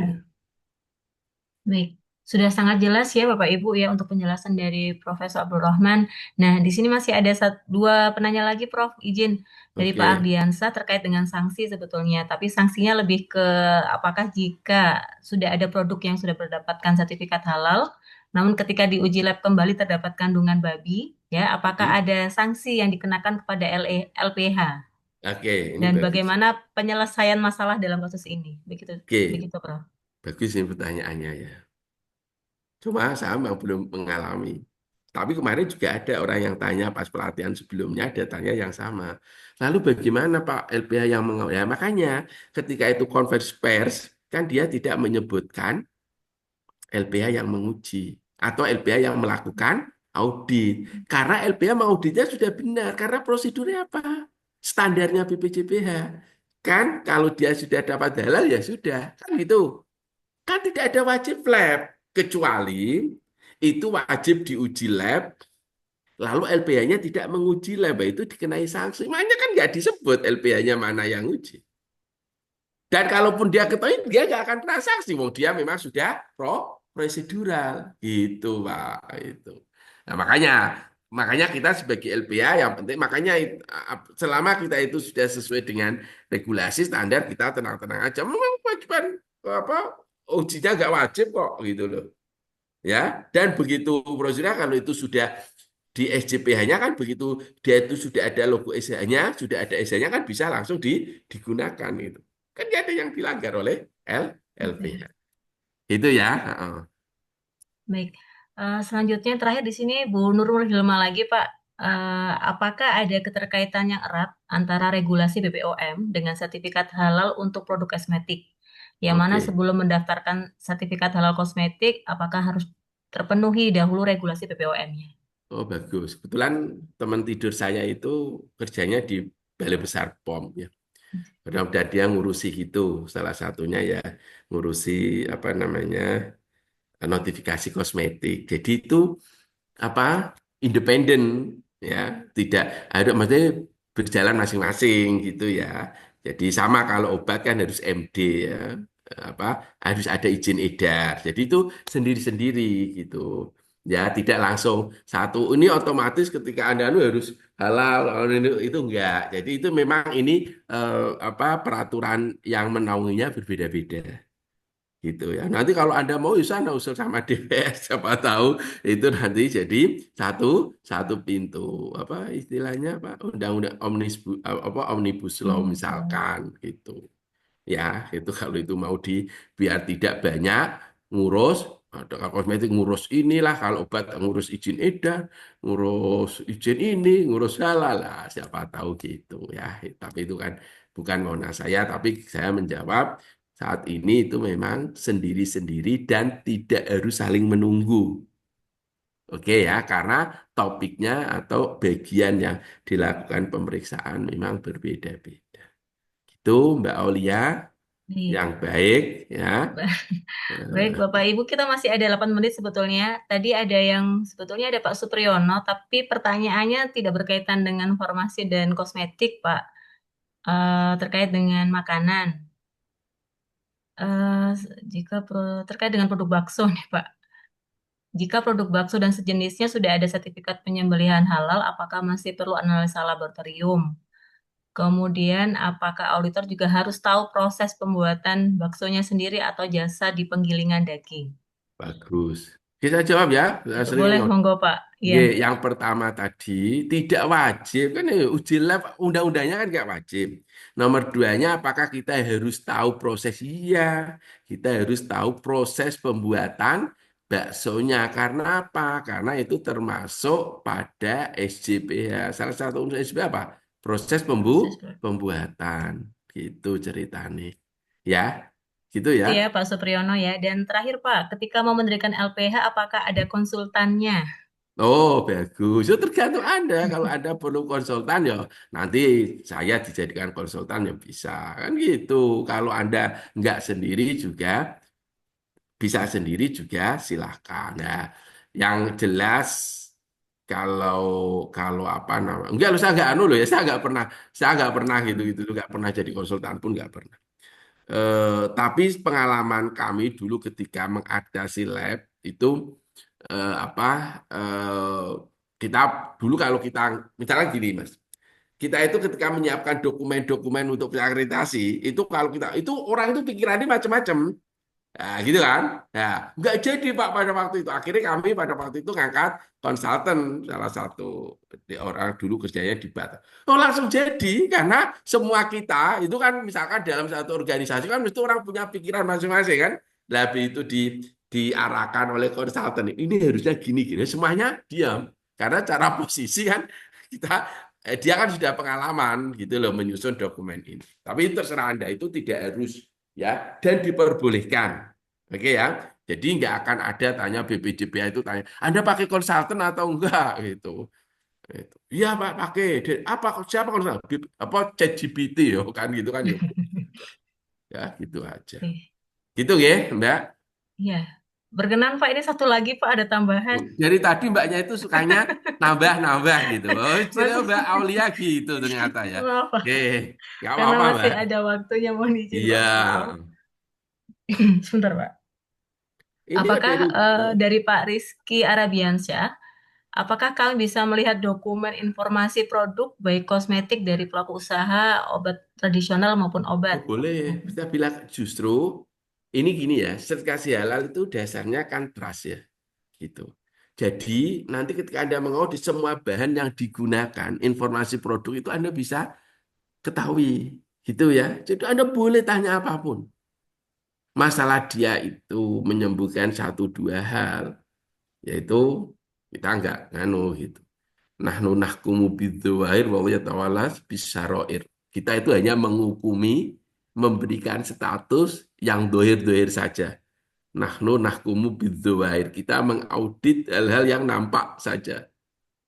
Yang itu ya wallahu yatawalas sarair. Yang itu ya sudah itu kuasanya Tuhan untuk yang tidak disebutkan. Tapi prinsipnya kita itu boleh tanya informasi apapun terkait dengan produk itu ya, terutama yang kaitannya dengan halal ya. Anda boleh tanya misal, Pak itu kandungan gizinya berapa ya? Itu ya boleh tanya gitu, tapi itu kan nggak relevan dengan halal gitu loh ya. Tapi kalau Anda tanya bahannya apa yang digunakan, nah itu memang harus karena itu harus dituliskan dalam SJP ya. Gitu ya Mbak. Siapa ini Mbak Aulia mesti mau nambah lagi nih. Masih ada waktunya ini Pak, berkenan Iya, makan. Baik, ada Pak Dwi Subagio, silahkan Pak, singkat saja mungkin ya Pak, karena sisa waktunya tinggal 4 menit. Ya, ya Pak. Terima kasih Pak waktunya. Terkait ini, ketika kita melakukan audit itu kan dipersyaratkan untuk sertifikat dari BPJH ya. Ya, tapi kemudian masih ada yang menggunakan logo halal dari produk itu dari MUI gitu ya, logo halal MUI. Nah, bagaimana ini pengaturannya? bagus pertanyaannya. Itu masih ada jeda kalau nggak salah sampai 2026, Pak. Jadi, ya toh Mbak Olia ya. Itu Oke, jadi Pak. masih boleh. Berarti itu masih yang nah ini kan tahun 2026, Pak. Tapi kalau nanti Bapak mengaudit 2027 kak masih ada itu baru nanti harus disuruh ganti yang logonya BPJPH. Ngerti ya Pak Dwi Subagio. AR itu Gitu. apa Pak AR itu? Kode saya Bapak Oke. peserta pendampingan saya gitu. Oh gitu, Iya. tak kira. Karena orang-orang itu kalau manggil saya itu AR. Makanya saya Oh, kaget gitu. Iya, oke, izin Pak. biasanya Ini manggil Pak AR gitu. ya. Ya, sip, Pak. eh Terima kasih jawabannya. Nah, ini ada tambahan lagi nih Pak. Perkenan Mboten Budila. Ya boleh, Monggo silakan. silakan Budila. Baik, terima kasih Pak atas kesediaannya. Nah, saya mau menanyakan jika obat-obatan misalnya yang seperti obat bius lah Pak, mungkin mengandung narkotika atau apa. Nah, itu gimana ya Pak untuk kita, biasanya kan memang yang mengaudit kan pasti orang yang berhubungan dengan farmasi dan segala macam gitu. Nah, itu apakah memang diperbolehkan misalnya untuk gigi atau mungkin untuk bius di kosmetika ketika diproses pengobatan di kulit gitu ya Pak. Nah, itu seperti apa Pak? Ya boleh kan bahannya halal, Bu. Oh, bahannya halal ya? Iya kan bahannya kan yang penting bahan yang untuk obat bius anestesi itu kan halal, Kak. Selama dia itu diperoleh dari bahan sintetik, tidak ada unsur babi kan itu halal gitu. Masalah dia itu membuat orang nggak sadar, ya memang itu tujuannya supaya tidak merasakan sakit. Jadi yang dilihat obat anestesinya, Ibu. Ya. Oh, oke. Terus kritikalnya apa Pak? Kritikalnya dari bahan, apakah dia itu dari bahan kimia tadi, apakah ketika dia mensintesis ada unsur baby atau tidak, gitu loh Bu. Kalau dia itu pelarut cairan, ya cairan itu diisolasi dari apa, gitu ceritanya. Ya, jadi kritikalnya tetap starting material. Jadi apa? Kalau dalam bidang farmasi kimia itu ada starting material untuk menyiapkan itu. Apakah itu dia melalui jalur sintesis atau melalui jalur ekstraksi. Oke, Mbak Dila? Ya, cukup Pak. Nah, cukup ya. Baik, Ada baik lagi Ibu Mbak Nur. Elia? Insya Allah sudah ya. sudah tidak ada Senang tambahan saya. lagi. Luar biasa. Mulainya Jadi, ya tepat, berakhirnya ya akhirnya tepat. Luar Tidak biasa. ada tanggungan lagi, Prof. Semuanya Baik. sudah terjawab. Oke, Baik, dan terima pun, kasih. 1 menit nggak meninggalkan pun sekedar untuk minum itu ya. Kalau peserta ada yang izin ke toilet gitu, masuk nggak diizinkan, ya kan? Iya, Pak. Iya, matur nuwun sangat. Ini atas Oke. semua materinya luar biasa, Bapak. Semuanya sudah terjawab. Terima kasih juga atas semua informasi dan pengetahuan yang disampaikan. Mohon izin mungkin berkenan untuk memberikan closing statement untuk menutup sesi materi yang kedua ini, Itu Prof. closing statement-nya karena waktunya sudah habis, mungkin 2 kata ya, bahwa Bapak Ibu yang semangat dan harus mencintai ini. Ya, saya itu selalu cerita Pak kepada mahasiswa. Energi yang paling tinggi itu energi cinta, mahabbah. Makanya kita harus mencintai profesi sebagai auditor ini karena ini membantu ulama. Dan nomor 2-nya kita niati mengimplementasikan ayat Al-Quran ya ayyuhannas kulu mimma fil ardi halalan thayyibah. Jadi kalau Bapak melakukan audit itu diniati mengimplementasikan pesan Al-Quran untuk membantu ataupun menyediakan orang hanya mengkonsumsi produk yang halal lagi thayyib. Gitu toh Mbak ya? Kalau belum terlalu banyak kan nggak enak sana nanti mengurangi hak mereka untuk istirahat. Baik, terima kasih banyak Profesor sudah menyampaikan semua pengetahuan bahan utamanya pada farmasi dan kosmetik. Tentunya akan sangat berguna bagi kami semua, utamanya bagi peserta auditor halal. Terima kasih kami sampaikan. Silakan untuk melanjutkan aktivitasnya Makasih kembali, ya, saya Prof. live semuanya ya, sukses semuanya. Terima kasih. Terima kasih Pak Ayer, sehat dan sukses selalu. Terima kasih Bapak. Demikian Bapak Ibu untuk sesi materi kedua, pengetahuan bahan dan titik kritis produk